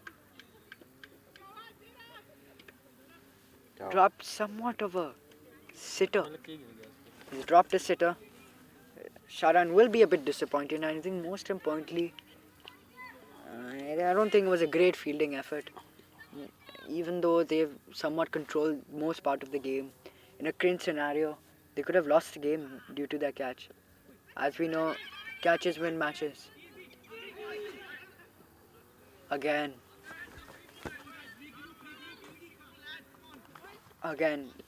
poor piece of fielding. The throw wasn't right. Nothing the keeper could do for that. Somewhat. There's been talk by the captain that they need to regroup, which I believe they do, because there are 2 missed fielding have happened simultaneously. Again, what a brilliant delivery. Same to something like what Ritesh did. This time the wrist spinner does it. Finger spinner and wrist spinner showing their class. Absolutely brilliant delivery. G4 Cricket Academy really love it. That's just what a ball that was. And I think it's quite past the chance of victory for the Fingent path, because It would be great if they could somehow just not lose any wicket till the 30 over, but that may not seem to be the case.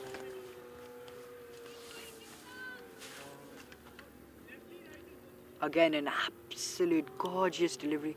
It's somewhat to the delivery Kuldeep Yadav has bowled to Babar Azam in the Cricket World Cup, spinning into the wicket. This is absolutely, the Chinaman is clearly showing his class, flighted on outside off stump, and it comes back to hit the wickets.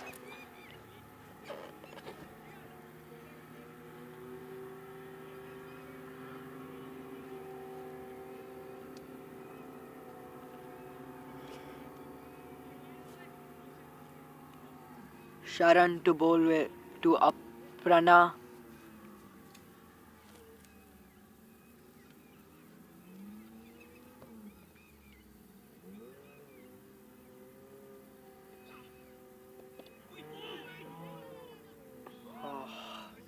Again, brilliant. It was like the first delivery.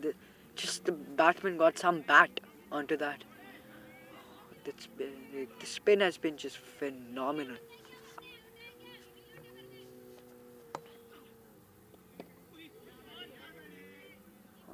Again, brilliant. And that's the end of the over.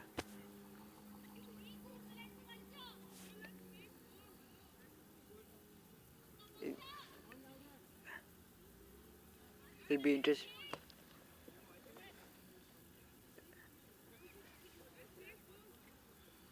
It'll be interesting to see who they give bowling. I think there's a bit of a debate, but I think Ritesh seems to be the logical solution.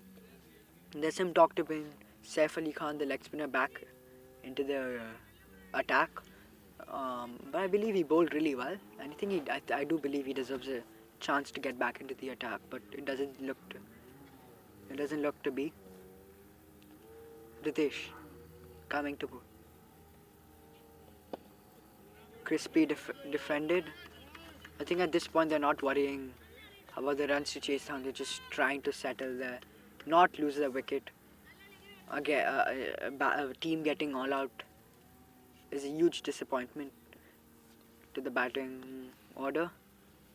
So it makes sense for them just to sit. But no, they've gone for it. They've gone for a shot. They will get 2 runs. Some late hope. Better late than never. And that was a really good shot, I believe. So they got to the pitch of the ball, which is very important. It's really hard to hit something coming down the wicket when you don't get to the pitch of the ball. They got it and they hit it over the infield and they picked up 2 runs. Some good batting here.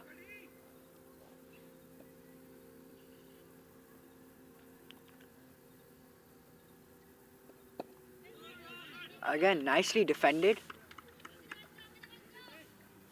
Gypsy really showing her class here. Giving something the Fingent Pathbreakers to cheer about.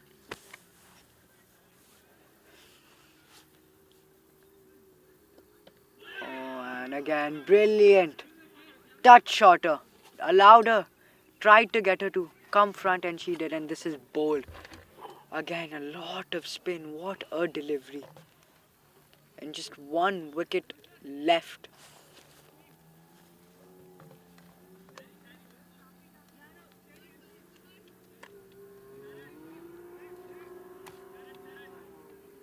I think wickets have come for bowlers equally. We can see the scorecard, except the Pacers, of course. Prakhar Singh got 3 wickets. Sanjay Ramesh got a wicket. Saif Ali Khan got 1 wicket. Ritesh got 2 wickets. And Sharan have got 1 wicket. So all of the spinners have been able to produce wickets, proving the class that they are having. Maybe they need to work on their pace attack a bit more. Possibly just attack the stumps a bit. Attack the stumps a bit more. Then that would create a lot more opportunities. The next batsman is Pallavi. And Pallavi is going to face Ritesh, who will be looking to end the match. This over, I know there's a lot of competition between bowlers to see who gets the most wickets. So if Ritesh produces a wicket, then he can certainly go up to Prakhar Singh and be like, yes, I did this, the wicket. I got the same amount of wickets as you. So Ritesh to bowl and gets the wicket. That's the end. Brilliant bowling effort. The Fingent Pathbreakers looked to be in the game in the power play, but after that, it's done. Really, we thank you so much to all our viewers. It's been a great game, a bit one-sided, but again, we all learn from cricket. So thank you so much, and we'll meet you in the upcoming matches. Thank you.